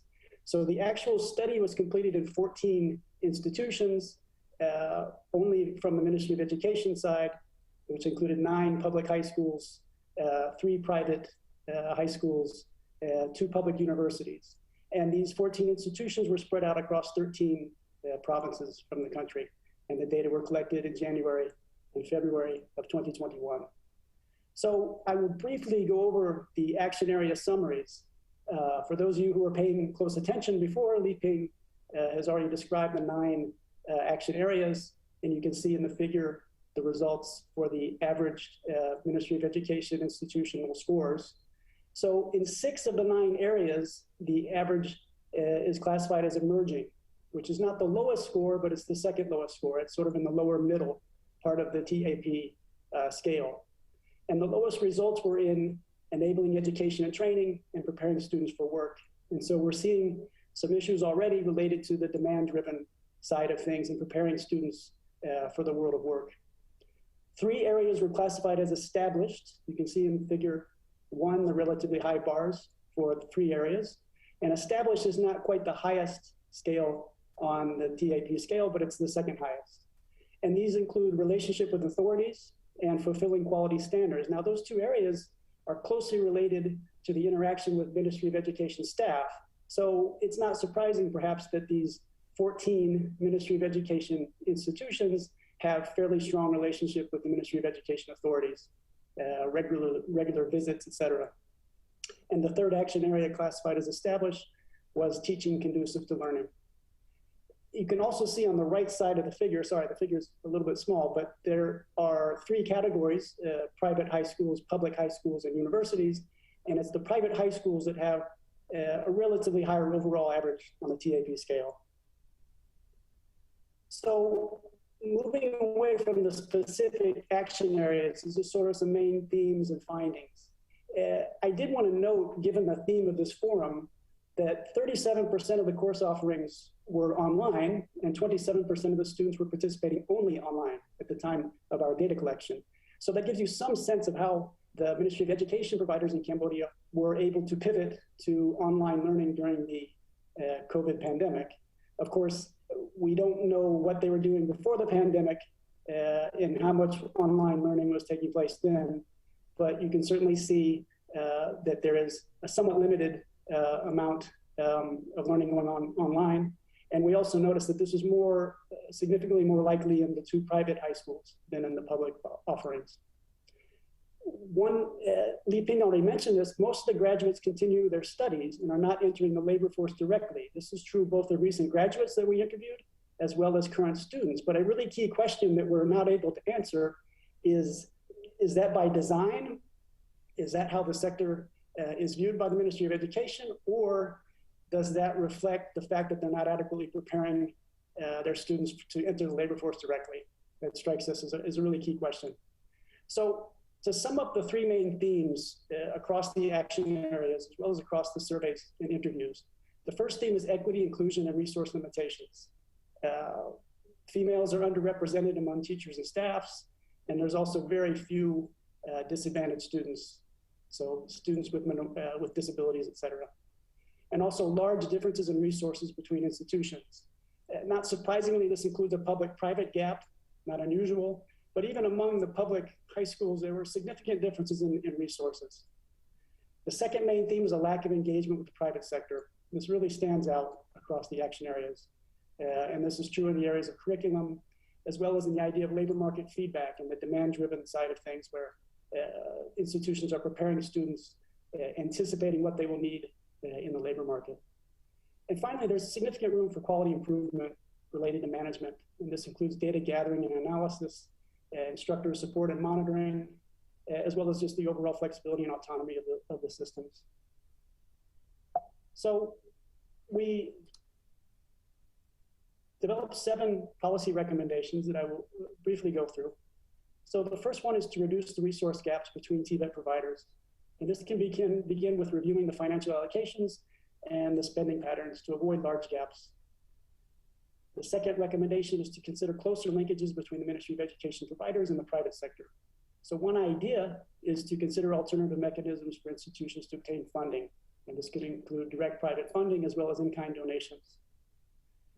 Third recommendation is really key, which is to expand private sector participation and reform of curriculum design and standards to ensure closer alignment between skills, supply, and labor market demand. This really strikes us as a fundamental question facing the Ministry of providers. Fourth recommendation is to prioritize issues of diversity and inclusion. So the Ministry of Education should develop an inclusion plan for disabled persons that focuses on specific priorities that are most relevant to the community and develop strategies tailored to each group.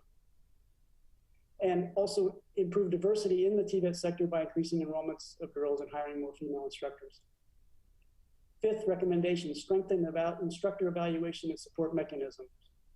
So this means developing a more complete picture of individual performance based on expanded review, including peer review, as well as incorporating more student performance indicators to assess how the instructors are performing. And also professional development activities need to address individual needs of the instructors and reflect changes in the industry workplace as well. So finally, improve data management processes and data use. This means make greater use of institutional and performance data to drive program improvements, but at an even more basic level, improve data management systems to avoid data loss and facilitate decision-making. Final recommendation, more research is needed on the TVET sector. And of course, this begins with hopefully expanding the TAP research framework to the Ministry of Labor and vocational training institutions that we were unfortunately unable to include in our study. Thank you very much. Thank you very much, Jeffrey, for the comprehensive presentations with clear policy recommendations, which I fully sympathize or agree on. In particular, of course, as you had emphasized the importance of enhancing private sector. Mr. Miyamoto, could I pause you there? Oh, thank you very much. The camera is up now. Thank you. Please continue. No problem. So in particular, I took note of the importance of strengthening the engagement of the private sector, the firms in curriculum design and standards building. That is absolutely critical. And I presume in order for that to happen, there must be some incentive mechanisms for the private sector to be actually involved in the design of these things. Thank you very much, Jeffrey. It was a very, very interesting presentation. So the next speaker will be Professor Wenguang Ding from Lanzhou University in the Gansu province of China. Dr. Ding is a professor at this Lanzhou University. He currently serves as a counselor for Gansu provincial government. He also serves as a consultant for the Ministry of Education, as well as the Ministry of Science and Technology of China.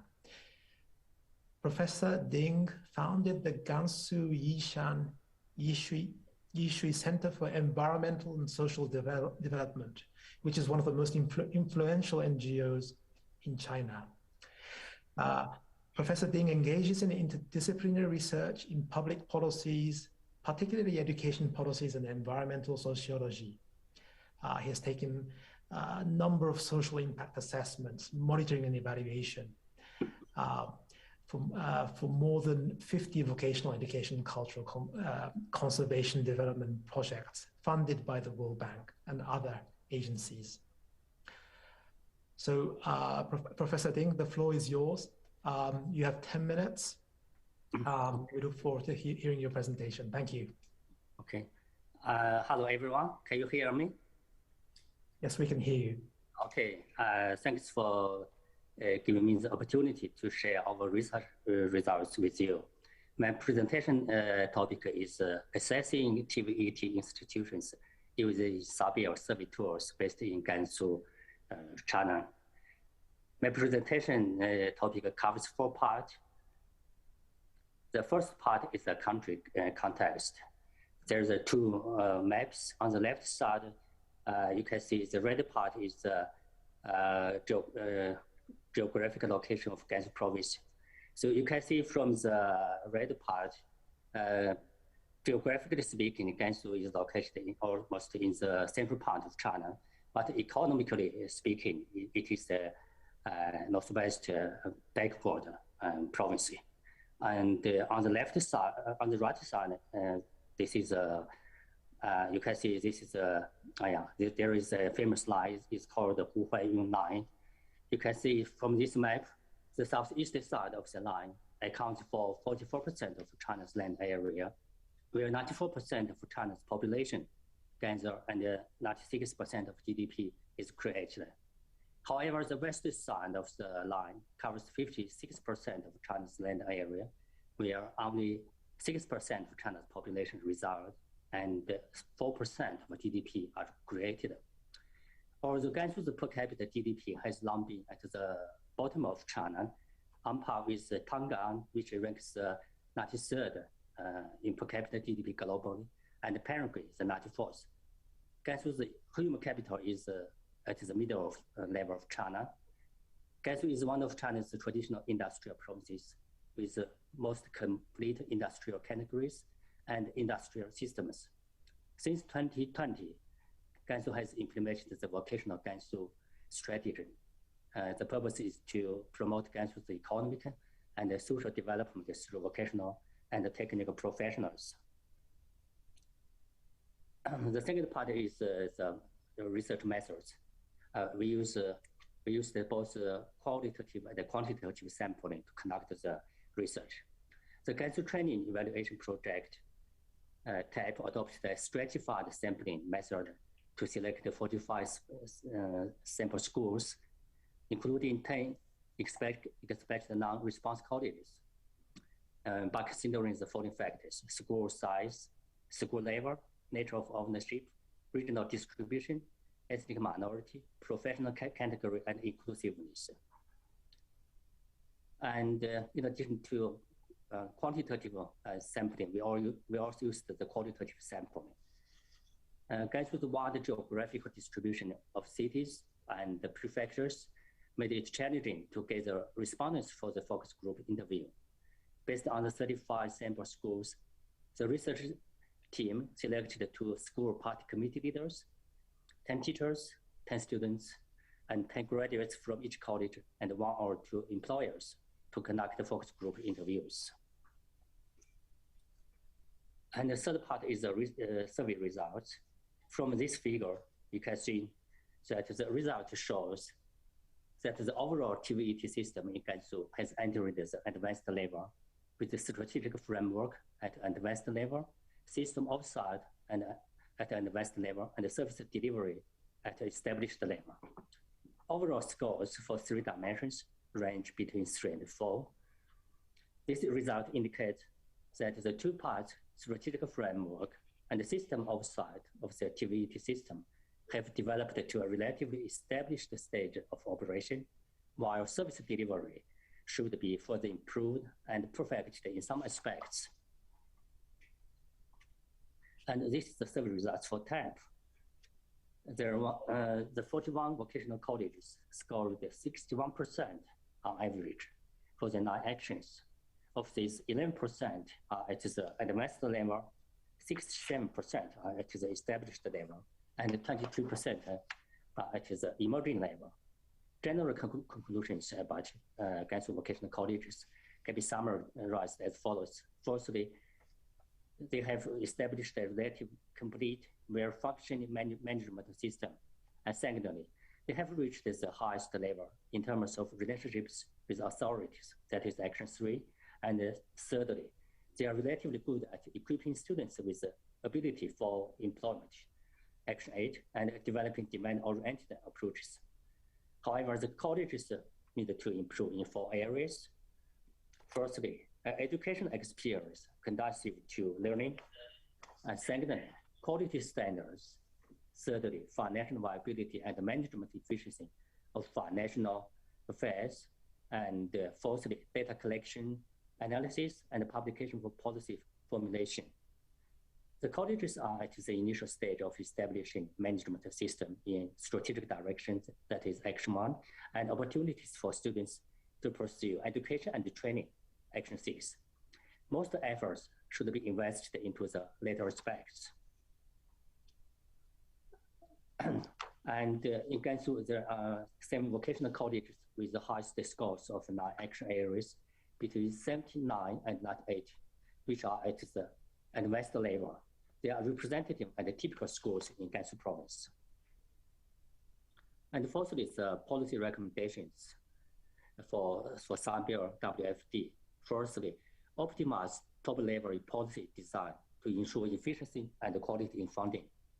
It is recommended to improve supporting policies and strengthen the application for supervision and evaluation results. And secondly, invest more in vocational education and enhance enterprises participation and accelerate the formation of financial performance evaluation system for vocational education. And secondly, strengthen incentive effects and stimulate the vitality of vocational colleges. It is proposed to put equal emphasis on decentralization and empowerment to stimulate the vitality of vocational education, and put both benign laws and good governance in place to improve the governance of colleges and institutions. And thirdly, deepen evaluation reform for high quality development of vocational education. And the policy recommendations for TAP, it is proposed that the following measures should be taken for vocational colleges on school running level and quality. First, provide diversified training methods, and secondly, strengthen the cooperation between vocational colleges and stakeholder groups And thirdly, improve data collection and sharing mechanism. And fourthly, improve and reform the national management system. And improve recognized certificates of courses. And lastly, improve the evaluation system for students and instructors. And for education management departments, we proposed that 40 measures should be taken. Firstly, implementing the vocational guidance policy. And secondly, strengthen the school and the practice cooperation. Thirdly, enhance the school running ability of private vocational colleges. And fourthly, strengthen the third-party evaluation. That's all for my presentation. And lastly, thanks for World Bank's kind support. Thank you so much, Professor Ding, for this very interesting presentation. Next, I think we will move on to the presentation by our colleague from Korea, Dr. Sandong Lee. Dr. Lee is Senior Research Fellow of the Future Human Resources Research Division of KRIVET, Korea Research Institute for Vocational Education and Training.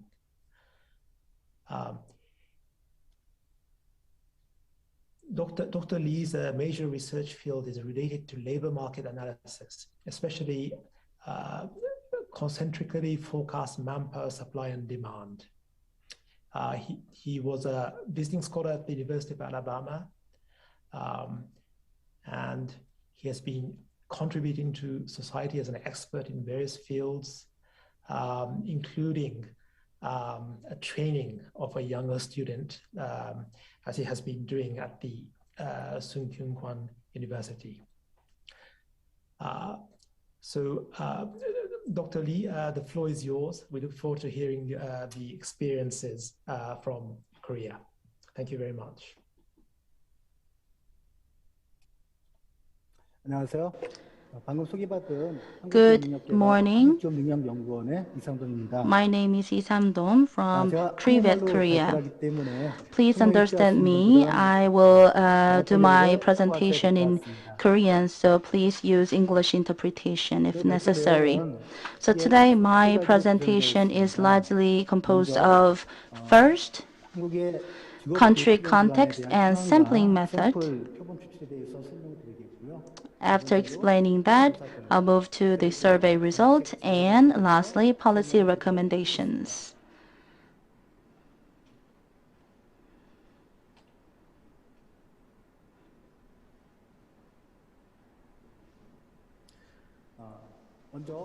So firstly, this is the overview of the training providers in Korea. Korea's vocational training institutions can be generally categorized by formal and non-formal education institutions. Formal education institutions include specialized high schools and junior colleges, and non-formal education institutions consist of private sector vocational training providers.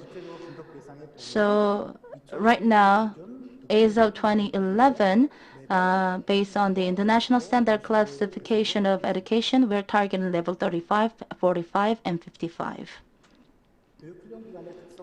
So this is a graph and a table of the characteristics of training providers. And this is the current state of population recruited by the institutions. We have 536 specialized high school, 138 junior colleges, and 707 private training providers as of 2018. Next is a sampling. According to the sampling methodology, after the sample size is determined in consideration of the survey budget size and conditions, the samples are extracted based on the classification criteria such as the region, establishment type, number of students, and the number of institutions. However, considering the goal of this study is to determine the features of vocational education and training institutions, a uniform allocation method instead of traditional sampling approach is utilized to decide the sample size. The total sample size is set at 60 institutions, reflecting the budget size with 20 institutions equally designated as a sample size for each of the 3 types of vocational education and training institutions. So we categorize them by cosmopolitan area and non-cosmopolitan area, and 55 non-cosmopolitan area and 45 cosmopolitan area. And detailed sampling is as you can see in the table. Next is the survey results. So overall, the analysis outline is as you can see on the screen. Out of 9 items, Action 2 and Action 7 was above 50%. However, including Action 6 and 2 other areas have below 60 in their number. For these regions, we need further actions to tackle them. So when we look at the institution-based analysis, the colleges have higher scores. It's because Korea's nature that prefers higher education, because the junior colleges are categorized as the higher education. That's why they can have more resources and support. Next, one of the strengths of Korea was Action 2, demand-driven approach. It's been long ago since Korea focused on demand-driven approaches to give talent cater to the needs of the industry. Not only in the private sector, but also the government try to support that approach. That's why we have higher score on this Action 2. And second highest ranking was Action 5. In Korea, the specialized and junior college in Korea, the formal education institution, and non-formal institutions, we have the firm institutions to establish those institutions. And they largely meet that criteria. That's why we have higher rankings on them. On the other hand, Action 6 is relatively lower in score. In case of Korea, traditionally, face-to-face lecture or learning courses are the mainstream. That's why remote training program is smaller in its proportion. That's why the score itself is lower in this case. But due to the COVID pandemic situation, online-based remote training is largely supported by government. That's why I believe this problem will be solved in the near future. Based on this survey results, here are the recommendations for government policies. First recommendation to the government. In the short term, diversify funding structure and strengthen corporate cooperation. Korean TVET institutions primarily rely on government fundings, which limits the effort and capability to achieve financial revenue growth and create third stream income. TVET institutions must seek diversification of sourcing funding by proactively attracting contributions such as cash in kind, and equipment from corporations, diversifying funding structure. In the mid and long term, there are 2 recommendations. First is to establish a systematic mechanism to promote diversity and inclusion. In addition, enhance communication between the government and TVET institutions and reduce government intervention in the TVET curriculum. Next is the recommendations to the training institutions. In the short term, first, it is proper to expand access to training programs and to increase the proportion of virtual training programs. Secondly, it is necessary to expand international qualification programs reflecting the market demands. Lastly, in the mid and long term for the training institutions, it is critical for them to have structural reform of TVET market and enhancing the competitiveness of private training providers, and to promote data utilization in institutions' goal setting and operations management. Let me wrap up my presentation. Thank you very much.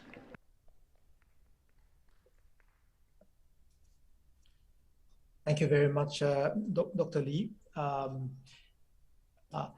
I was actually listening to your presentation. Reminds me of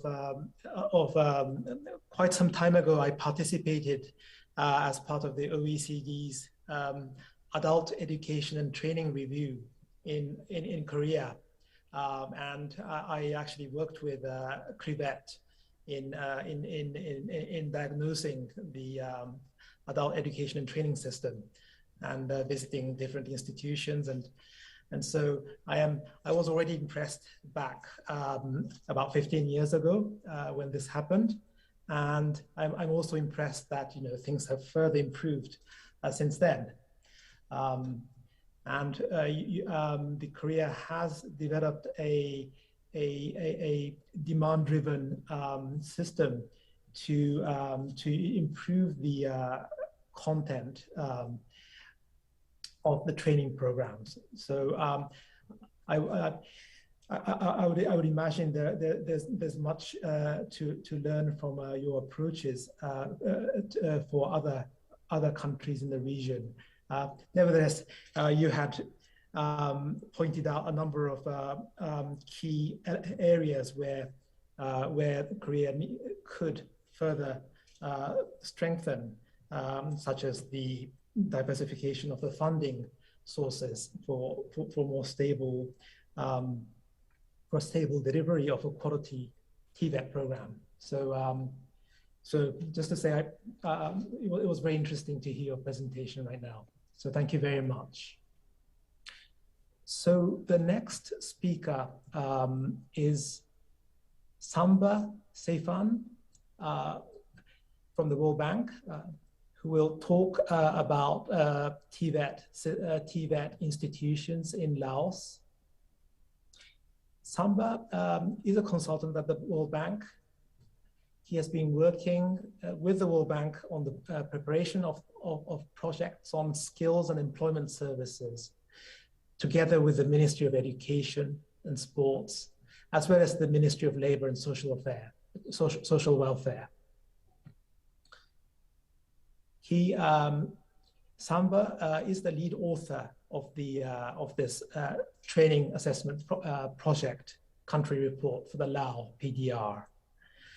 Prior to his engagement, Samba worked as a consultant with the UN agencies, providing technical support on sustainable development goals and governance to relevant ministries in Lao PDR. And between 2012 and 2016, he worked as an operations analyst in Credit Suisse in Singapore, as well as an education consultant in Beijing, China. So with this, Samba, I will give you the floor. You have 10 minutes to give a presentation for Laos PDR. Thank you. Right, thank you so much. First of all, I just want to test, can everyone hear me before proceeding? Yes, we can hear you. Okay, great. Very well. Yep, so let's wait for Hye Young to share my slide for me. Thank you very much.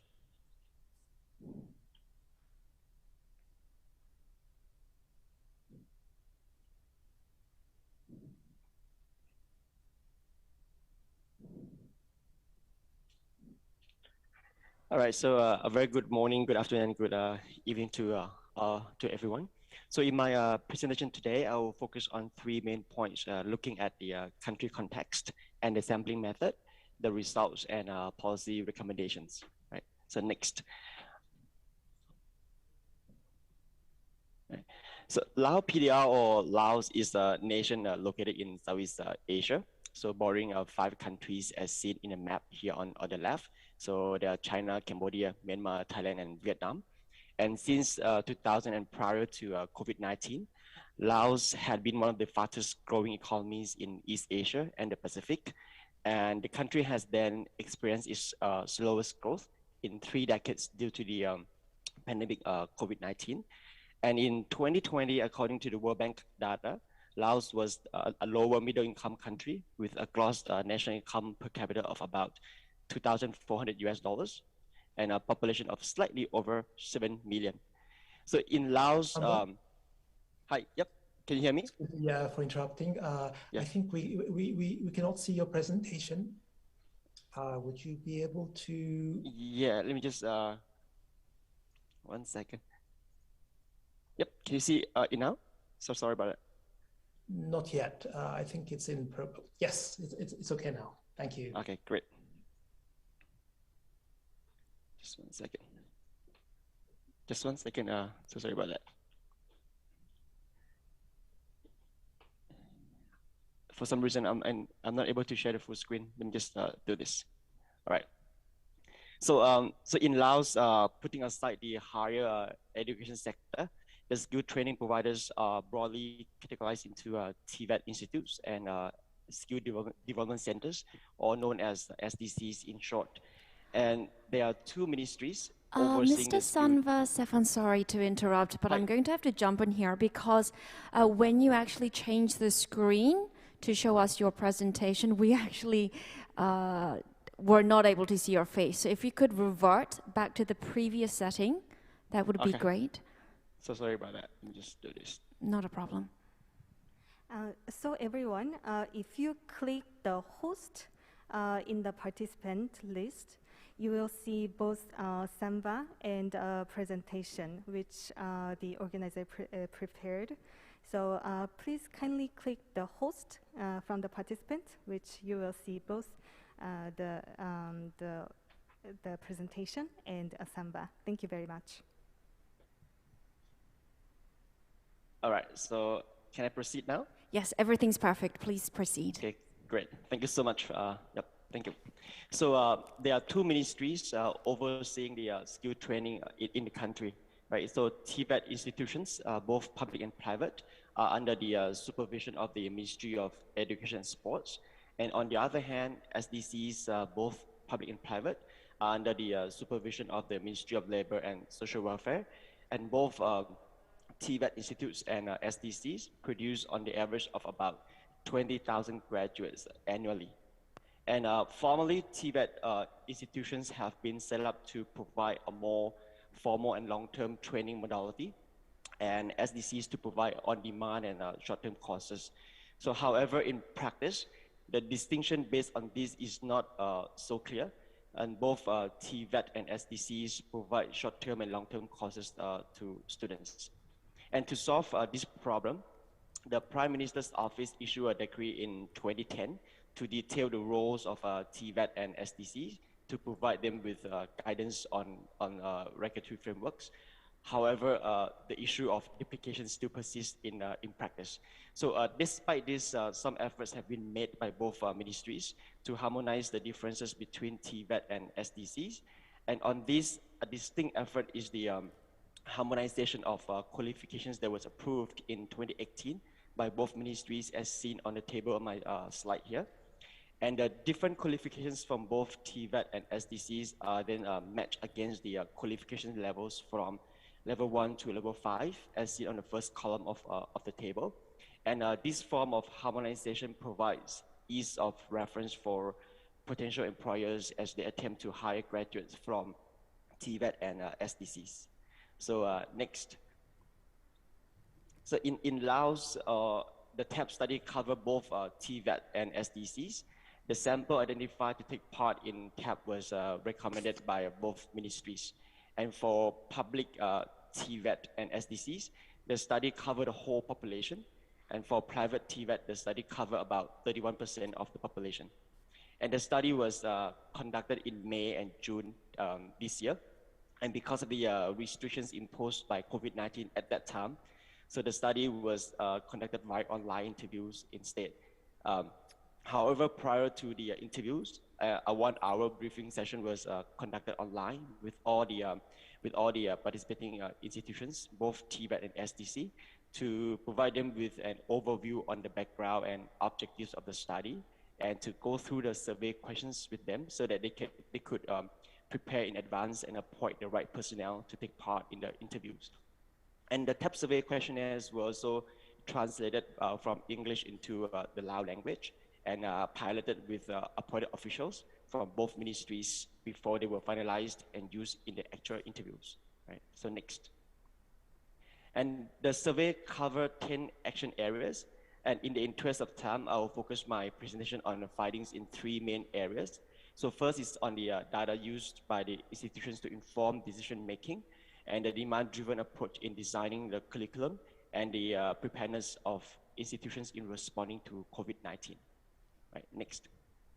So in terms of data being used for decision making, the studies show that the institutions routinely collect data, but these data are not used for systematic decision making.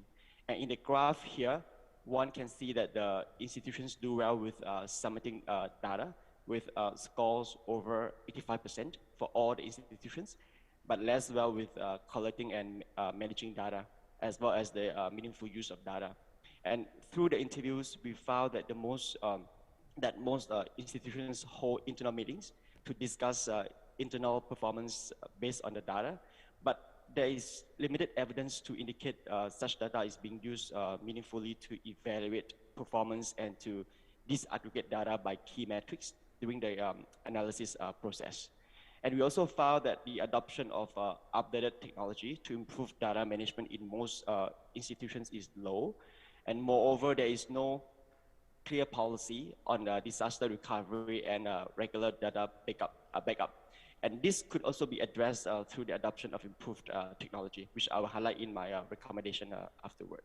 And on next, on the developing a demand-driven approach to training, the study found that both TVET and SDCs demonstrate some control over curriculum design of their programs with scores above 50%.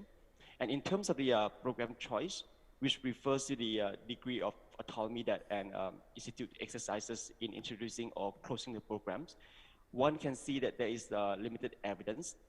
And most of the programs are mandated by the ministry or the provincial authorities rather than the schools themselves.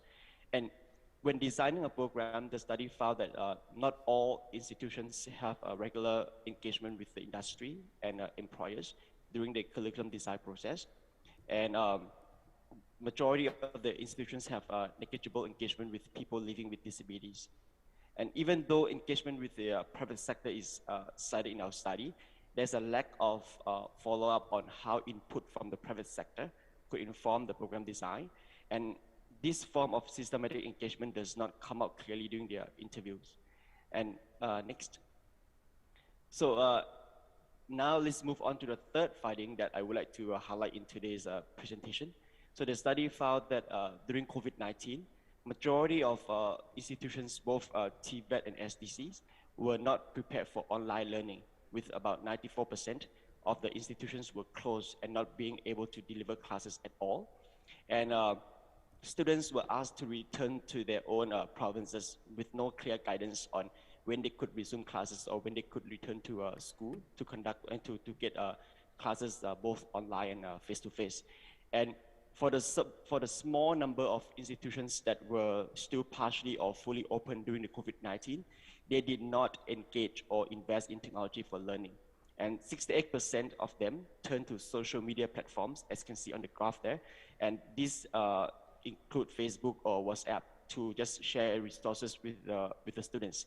And only 40% of them use platforms such as Zoom, Google Meet to deliver the lessons. And nevertheless, many challenges were still cited among these schools. And some of the challenges include practical classes were not able to be conducted online. Students were not able to afford computer gadgets to support them in learning. And the internet bandwidth was unstable, especially for provinces in the north and in the south. And all this has made learning not conducive for students and teachers. And next. So through this study, we recommend 5 main policies for both ministries to consider. First is the institutional policy making, governance and quality assurance should be strengthened through more systematic engagement with the government and industry or the employers. And the second is a focus on career alignment for students. with more responsive pedagogy is needed for students to acquire labor market relevant skills. And the third is a stronger focus on inclusivity is necessary for a more equitable system. And the fourth is leveraging data for evidence-based decision making is a key component of supply-demand alignment. And the last one is technologies to support flexible online learning need to be adopted by all the schools. So with that, I just already say thank you, and yep, happy to take questions afterward. Thank you.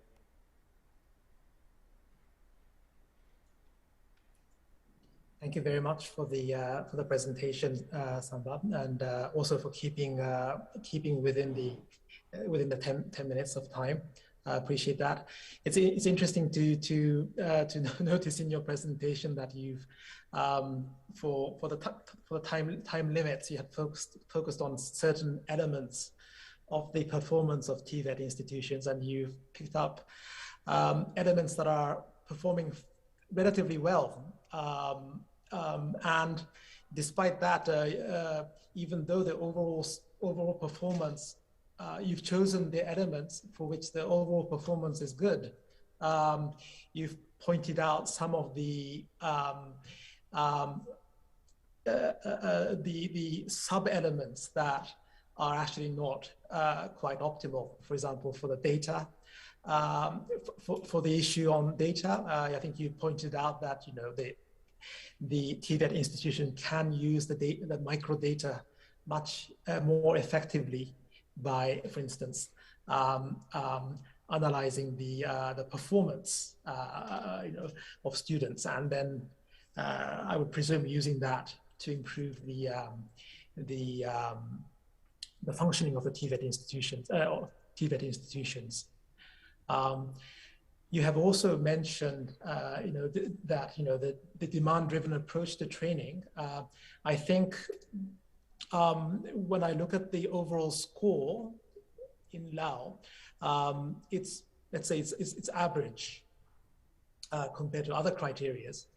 At the same time, if you look deeper into the demand-driven approach to training, you've noticed that Lao can do much better when it comes to using labor demand or the industry or the enterprise's demand to better select TVET programs, whereas the curriculum design is relatively, let's say, much more demand-driven. So, so all this to say, thank you very much for giving us a more nuanced message and recommendations based on your in-depth analysis.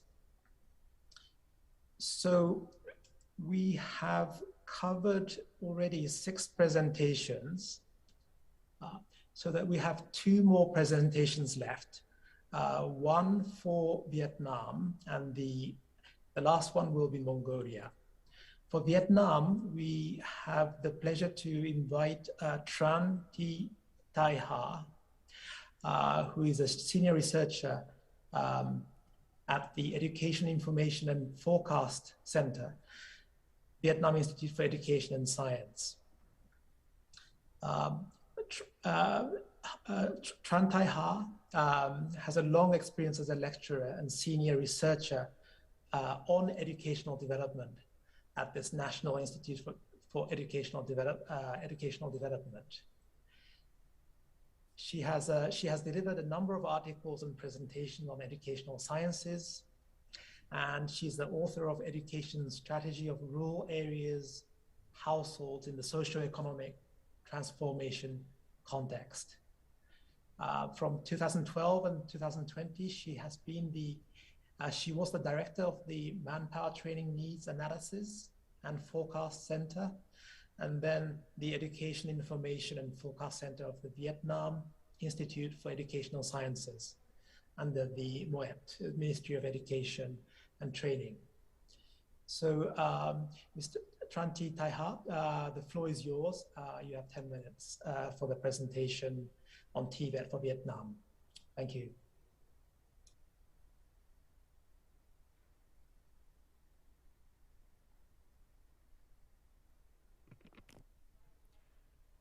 Ms. Ha, we are not able to hear your voice right now. If you could unmute your mic. Okay. Yes, we can hear. Thank you. Okay. Hello, everyone. I would like to share my screen now. Can you see? Yes, we can see the screen. If you can press start. Yes. That's perfect. Thank you. Okay. So on behalf of my research team, I would like to share some key highlights from Vietnamese survey research. My presentation includes 3 parts like other, and let me start. The first one is about country context. So you see, after 10 years of implementing the Economic Development Strategy 2011 to 2020, Vietnam has achieved many remarkable achievements. GDP growth have reached 5.9% per year, belonging to group of high growth country in the context of facing many difficulties. The quality of growth is improved. However, rapid growth along with the one uncertainty such as the COVID pandemic bring numerous challenges to Vietnam's economy. So fundamental factors like institution, infrastructure, and human resources are quite low compared to requirements.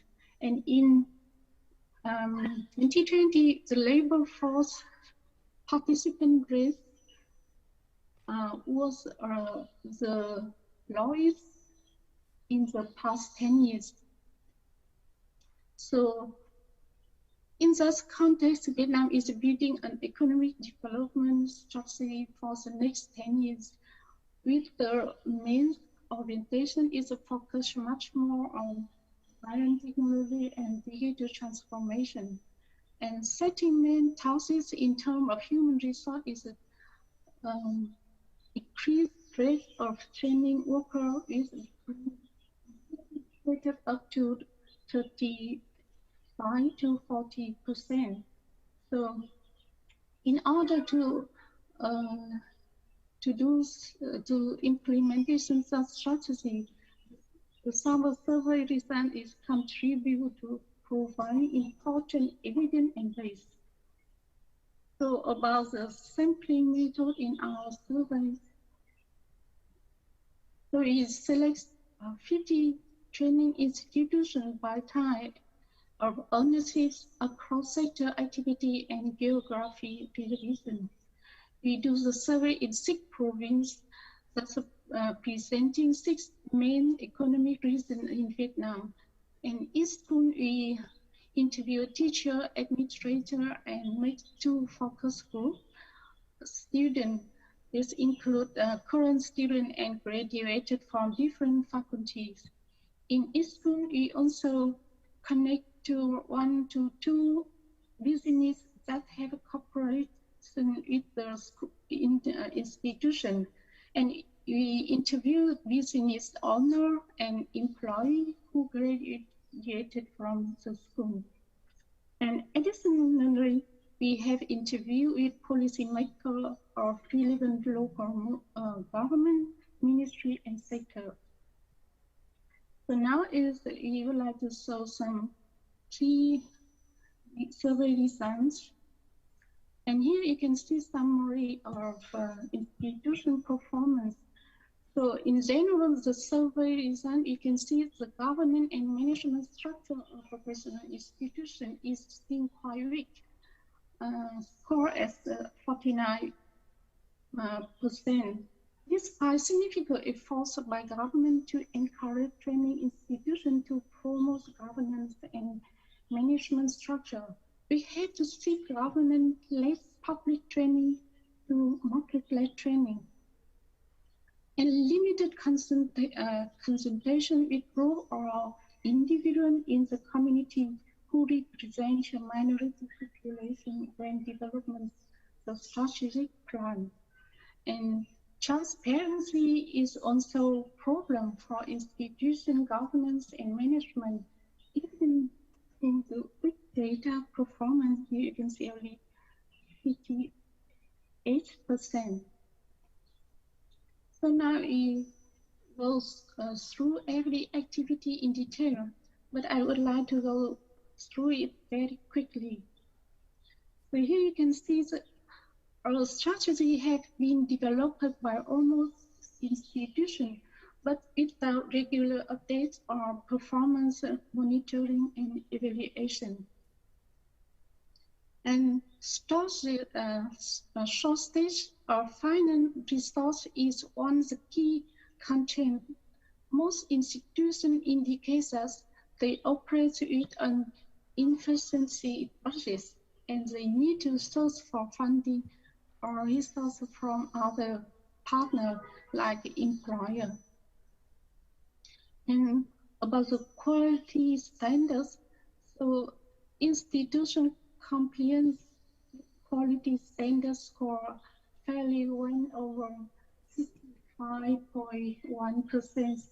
However, the quality of awarding recognized certificate is still poor, and many employers still complain that they need to retrain the graduates to enable them to be ready for work. This indicates a big gap between the standards issued by national body and the competency required by the market. And the practice of structural evaluation and performance review is good overall.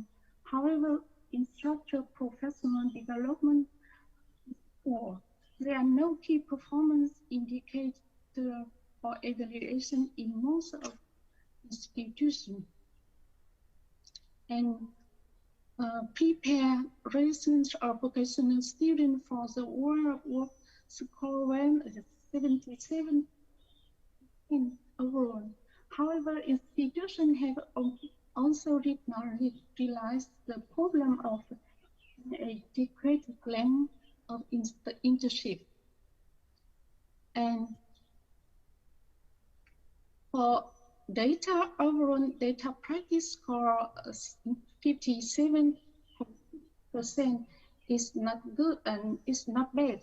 However, data submission and diversity and inclusion of data reflect weakness in gathering, analyzing, and publicizing data for informed decision making. Poor diversity and inclusion of data have resulted in constraints for institutions in evaluating overall performance of their programs and challenging institutions to make the forecast and planning their development strategy. And like other countries in Asia, the COVID pandemic has had significant impact on the operation of vocational training institutions. The majority of training institutions in the country have had to close entirely or partially. So from the focus group, we also find some overall finding is similar to the interviewer section. And for example, the exit erases the large gap between the school output standard and the actual needs of the market. And cooperation with the business is not really good, and so on. Based on the analysis results of the survey data, we make the recommendation for institution and national level in each section. And in overall, for training institution, it's necessary to improve autonomy and accountability, transparency in management, market-oriented training, and extensive cooperation with the partner to increase the resources. And for government, it's necessary to have really policies for human resource development and build a big data system for analyzing and forecasting of human resource development. Here you can see some main recommendations from our study. And in the coming years, human resources being the key to development. Therefore, it's necessary to have uniform policies from all partners, especially the cross-link between government, ministry, institution, and business. Only then can create the human resource to meet the social needs.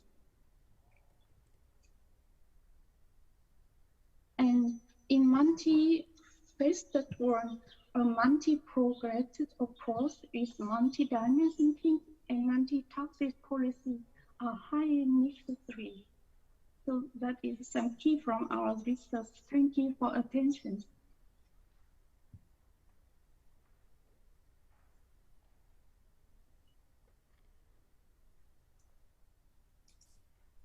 Thank you very much for the presentation, Mrs. Ha.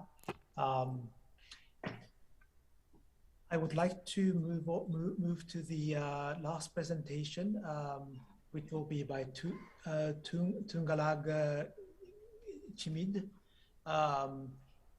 He's the Executive Director of Vocational Education and Training Partnership, VETP, in Mongolia.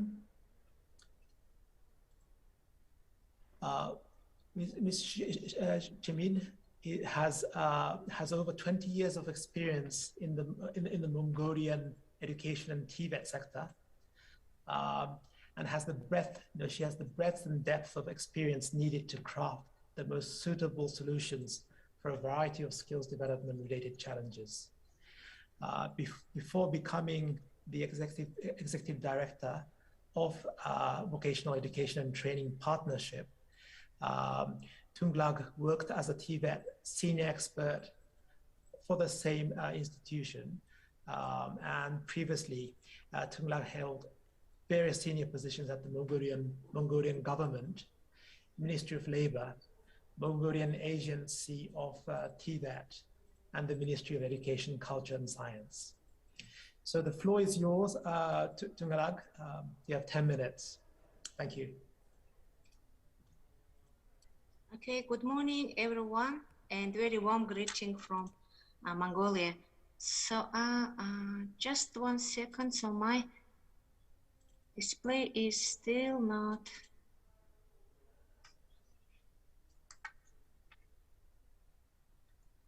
So could you see my screen? Yes, we can see your screen. Yes.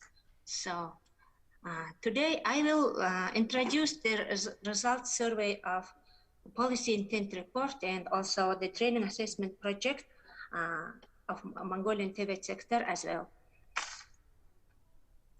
Now, my presentation content is same of all the previous presenters. So, oops. So firstly, I would like to briefly introduce the Mongolian context. So we are locating in between in Russia and China and land-blocked country, as you know. So we have 3.3 million population and population aged above 15 years, above the 2.2 million.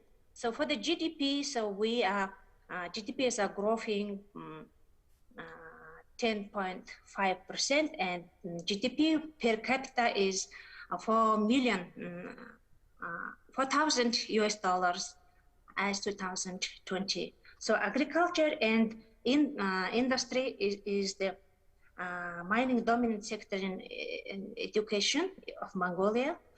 Regarding the employment rate, so first quarter of 2021, we are 51 point employment rate, and unemployment rate is 9 to 9%.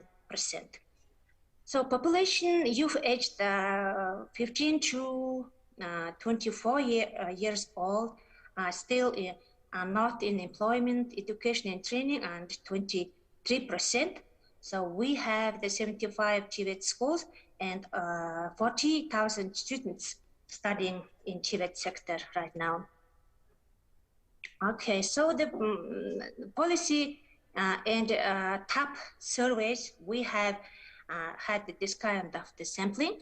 So there are desk review and completed data collection instruments involving all related stakeholders, including the policy makers, researchers, and employers and NGOs as well. For top data, so we had survey among 38 TVET providers out of 75 TVET institutions. So the focus group discussion involved teachers, graduates, employers, and students also. For the top country scores, so generally we scored at established level. It means the 60.6% suggested that Mongolia has an established level at TVET implementation. So for the TVET institutions, the highest score was in areas of quality, standard, and relationship. It was scored at established level, but for lowest scores, action areas was the pursue opportunities at emerging level. So remaining 7 areas, we scored at between 55 to 61 as established level. For the country policy intent report, so generally we have scored emerging at 3 strategic dimensions, including strategic, system, or service delivery, the same as the emerging level. For strategic dimension, so as you know, that there are the 3 main area: direction, demand-led, and coordination. For this area, we scored 2.3. It means at emerging level. So for the strategic level framework, the government and social partners are recognizing the importance of the highly skilled workforces to support economic development, of course. But the linking workforce development and country development goal is still emerging for Mongolian case. So strategic documents have been reflected, the shared policy and sustained commitment for preparing workforce for broader design thinking approach. For the policy level, leaders' effort have not always been able to establish coherence between Mongolians' economic development objectives and workforce policy. For the system oversight dimension, they're covering 3 areas: funding, standards, and pathways. So for TVET, we are just having 4% of the total education sector budget, while the education sector is having 5% of the GDP.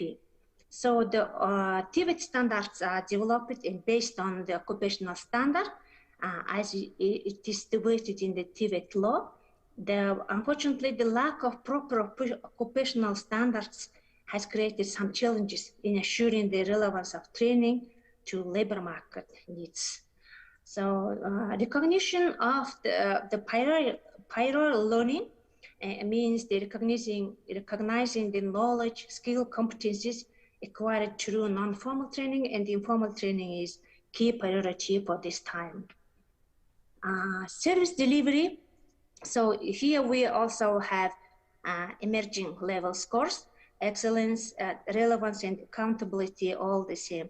So for the TVET institutions, for all types of the TVET institutions, requiring to be registered and licensed, but the diversity of the non-state training providers indicates that the market conditions are favorable for entry, even in absence of the government different kind of incentives. So all training providers are collecting and reporting basic administrative data, but the source of the data on labor market outcomes are limited. And evaluation, especially the evaluation specific target programs, are still missing. Now I am starting to introduce the policy recommendations.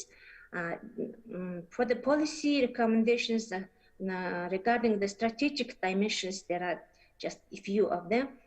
For the policy level, leaders' efforts to not always been able to establish coherence between Mongolian economic development objectives and workforce development policy, as before I mentioned. So coordination between the line ministries on focusing operating concerns and lack of the direction from leadership at the strategic level is still missing. At the institutional level, so school board operation needs to be strengthened and employment engagement should be increased. So that is why I'm just mentioning at policy and also the top policy recommendation at the same time. There's a need to balance the short-term demands with longer-term demands relating to growth, diversification, and economic competitiveness. So for this, fostering the demand and led approach, so all the national development strategies and labor market demand should be aligned. For the institutional level, the supply habitats, self-assessment and internal monitoring system, all type of the TVET institutions.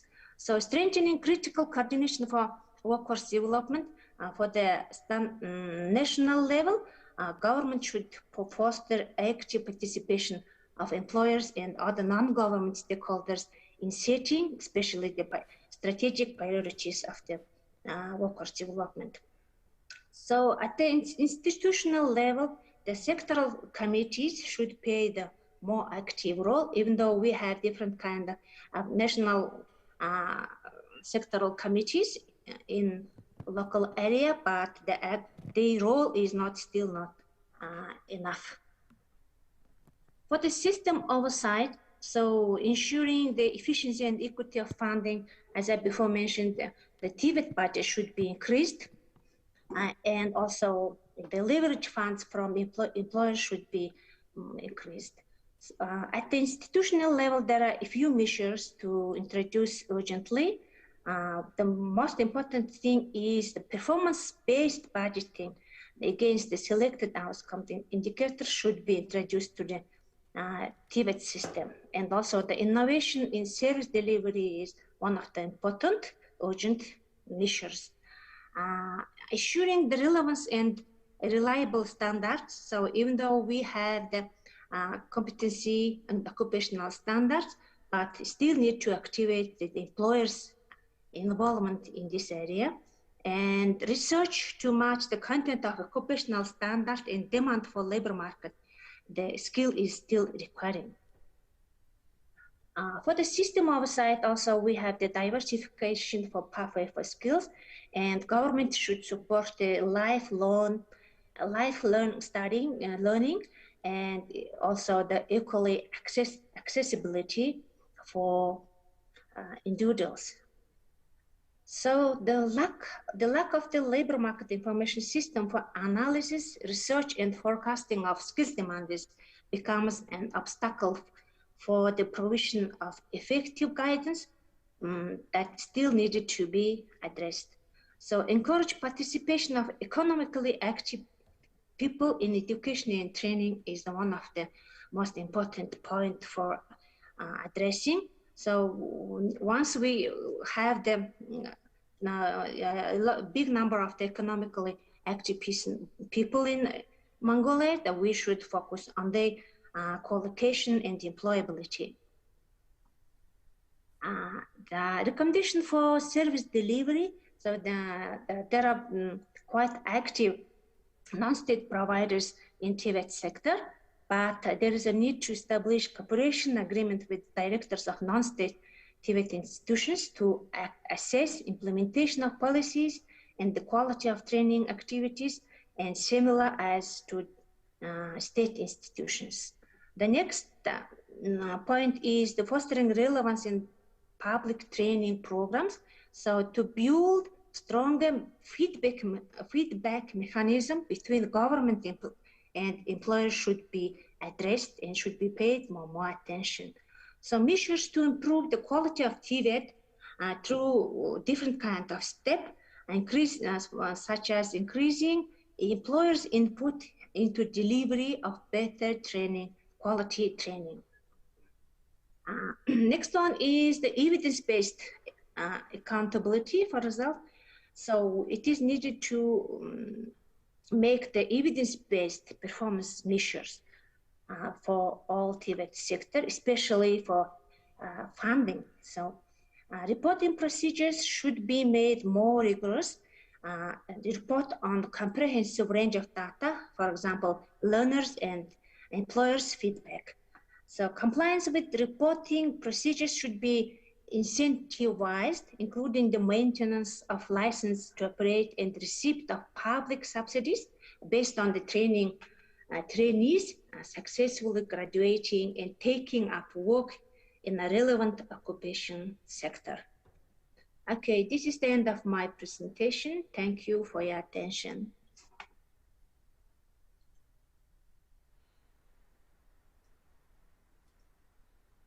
Thank you very much for the presentation, Ms. Tangarag.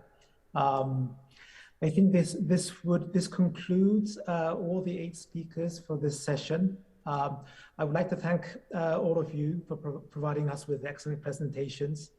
I think we've learned a lot on the diagnosis of the strength, both strength and the weaknesses of TVET institutions across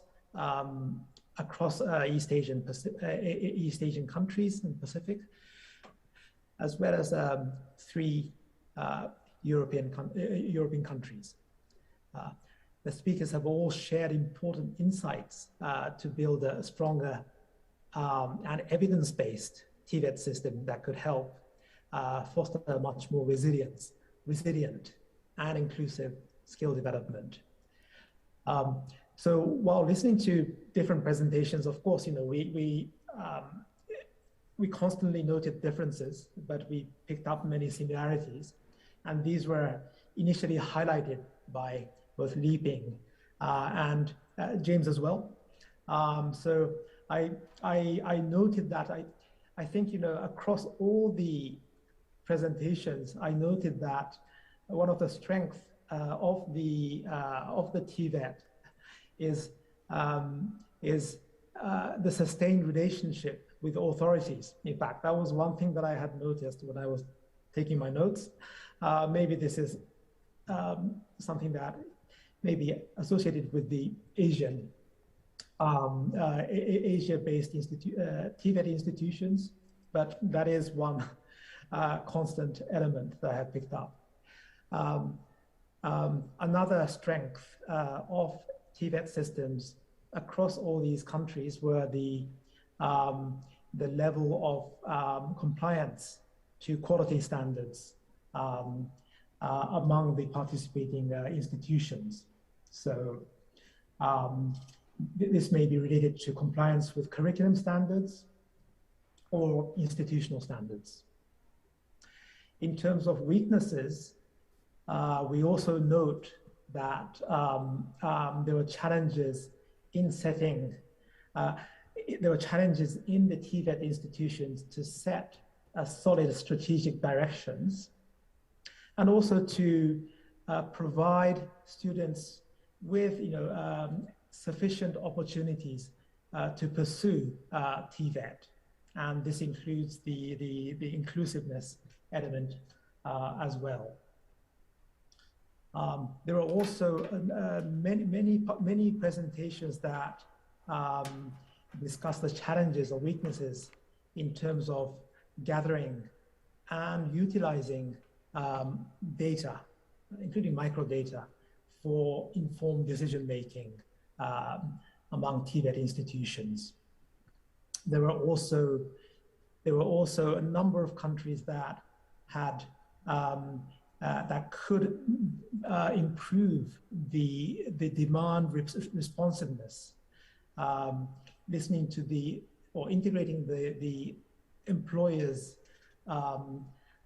labor, jobs as well as skills demand, integrating that information in both program selection and curriculum design. So just to say, there are lots of lessons learned from different presentations, and we heard all the challenges that countries face. At the same time, I think we've also heard a solid message on the way forward, how to different ways to improve the strategic orientations, different ways to improve oversight and delivery. And so, so just to say that this was a set of a very rich presentation from which I think we've all learned a lot. So this ends we're almost at the end of the session. We would like to end it with a Q&A session. My colleague has informed me that there has been some discussions in the chat. However, the Q&A has been resolved already there. So we will not repeat the questions that are posed in the chat. In the meantime, I would like to ask those who are in the conference venue in Seoul to see if somebody would like to raise a question at this moment to any of the speakers. So please let my colleague in the conference venue know if you have any questions. If those on the online, those who are linked online have more questions through the chat, we are also monitoring that. So let me pause here in case somebody has additional questions. We do not have any questions from the floor here in Seoul on site, and I believe that we will actually conduct a separate Q&A session immediately.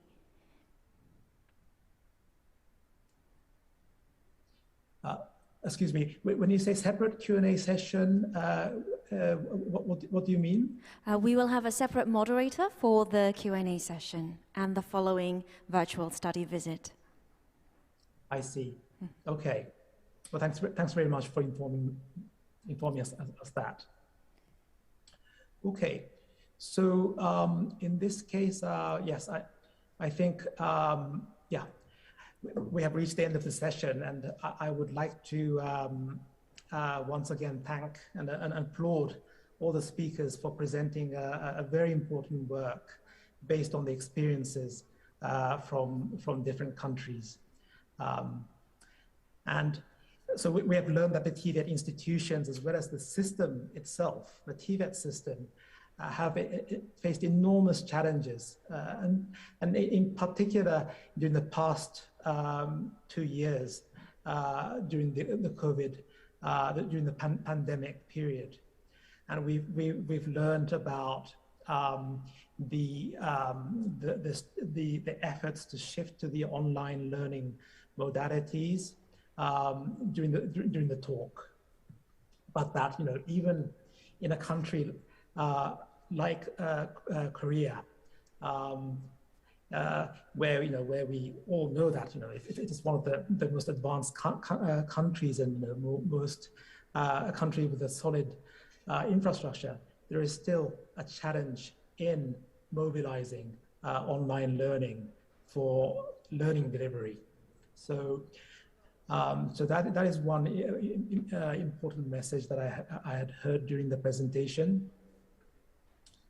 Now, there are certain features of TVET institutions across countries that make them more robust. For instance, in the capacity to maintain quality standards, sustain relationships with authorities I had mentioned. At the same time, there are also aspects that could be improved in the future. So I think we have already gathered those ideas for improvement, the next steps, and I think those ideas will be further pursued by institutions, experts, and all of us, participating in this conference in the future. So we look forward to working together, continue working together with these countries, involving experts and our speakers, as we progressively prepare a stronger and much more inclusive system to help accelerate human capital development. So thank you very much for your participation in this session. I will close this session with this word. So thank you. Thank you very much, Mr. Koji Miyamoto. Thank you very much for serving as our moderator and doing a fantastic job in facilitating what could have been a very difficult, technically speaking, discussion with all 8 speakers. And thank you to all 8 speakers as well. Now we will proceed with a Q&A session and the virtual study visit. And for that, I have the honor of inviting our moderator, Ms. Hayeon Kim, consultant at the World Bank. So please welcome Ms. Hayeon Kim with a big round of applause.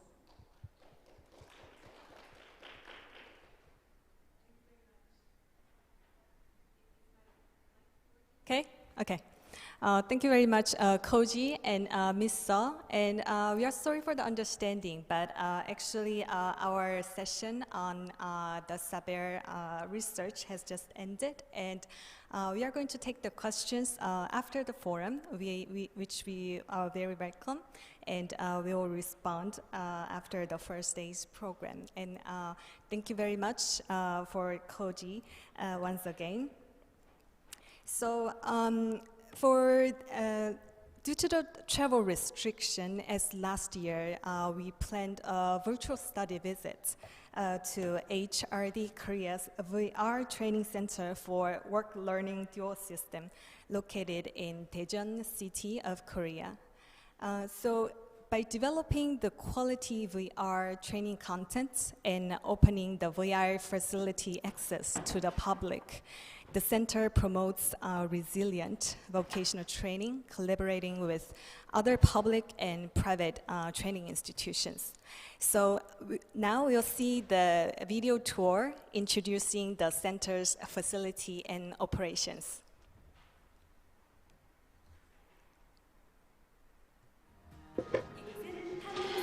I'm here, the HRD Korea Working Learning Dual System Course Development Center.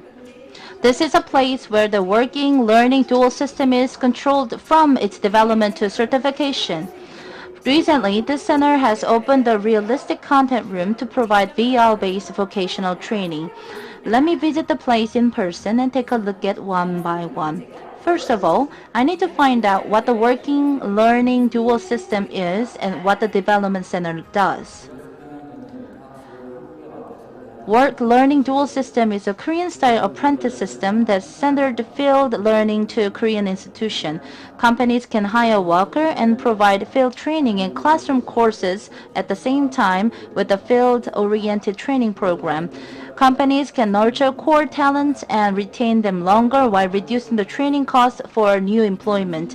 Workers, on the other hand, can have a job early and enhance their job professionalism.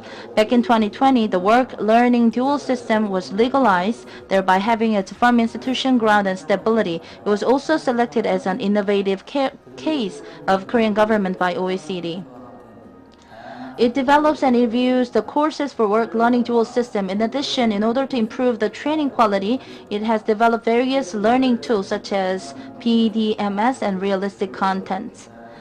In order to set up the VR environment, it takes high-end PC and equipment such as HMD, which are not easy to acquire for general training center. So we have set up the VR room to have various customers better access to realistic content. Let me turn to realistic content room. Let me turn to realistic content room.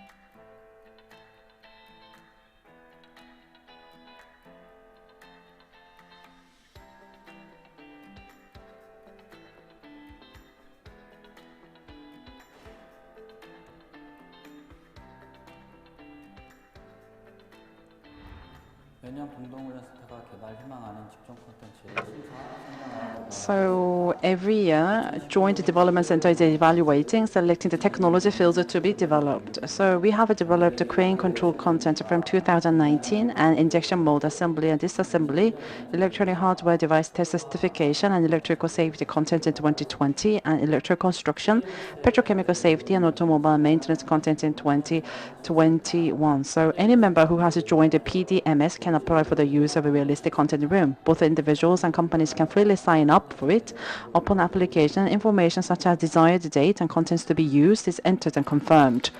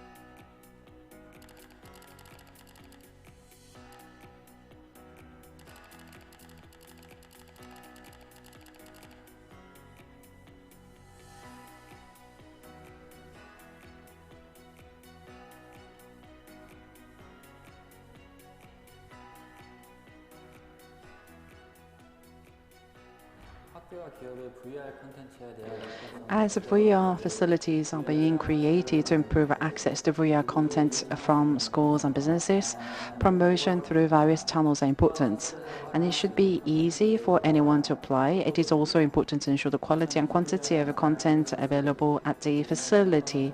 And I took you to the realistic content at our facility. I hope it helped you a lot. So far, you have visited the Realistic Content Room at Work Learning Curriculum Development Center of HRD, Korea.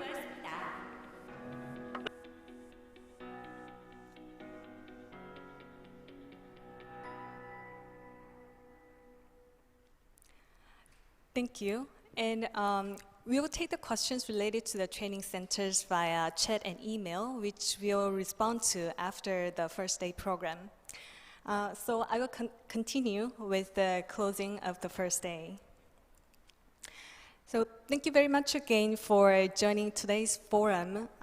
As the speakers already mentioned today, TVET systems are uniquely challenged during this time. So they must be resilient, adapting to the changing environments and emerging use of the digital technology. The COVID-19 pandemic has brought urgency to the calls for TVET reform and highlighted the huge cost of inaction. So the World Bank's severe TAB research showed how the training providers translate the conceptual policy framework into the institutional actions, which we hope that we could spark the new ideas for today's participants on how to move forward. So I think the key questions from today's sessions are, how can TVET support the prosperity and growth post-pandemic?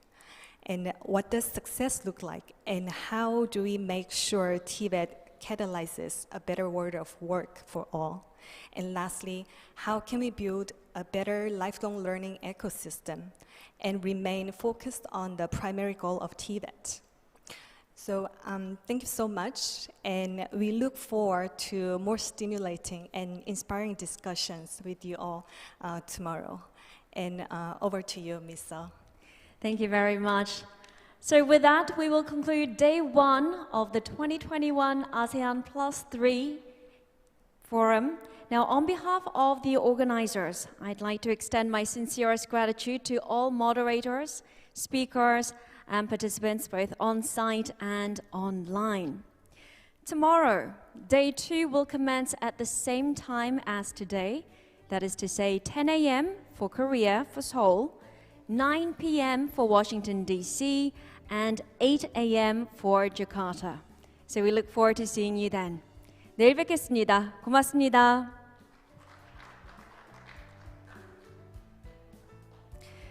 네, 지금 현장에 계신 분들께 안내 말씀드리겠습니다. 스텝의 안내에 따라서 옆 홀에 있는 오찬장으로 지금 이동해 주시면 고맙겠습니다. 감사합니다.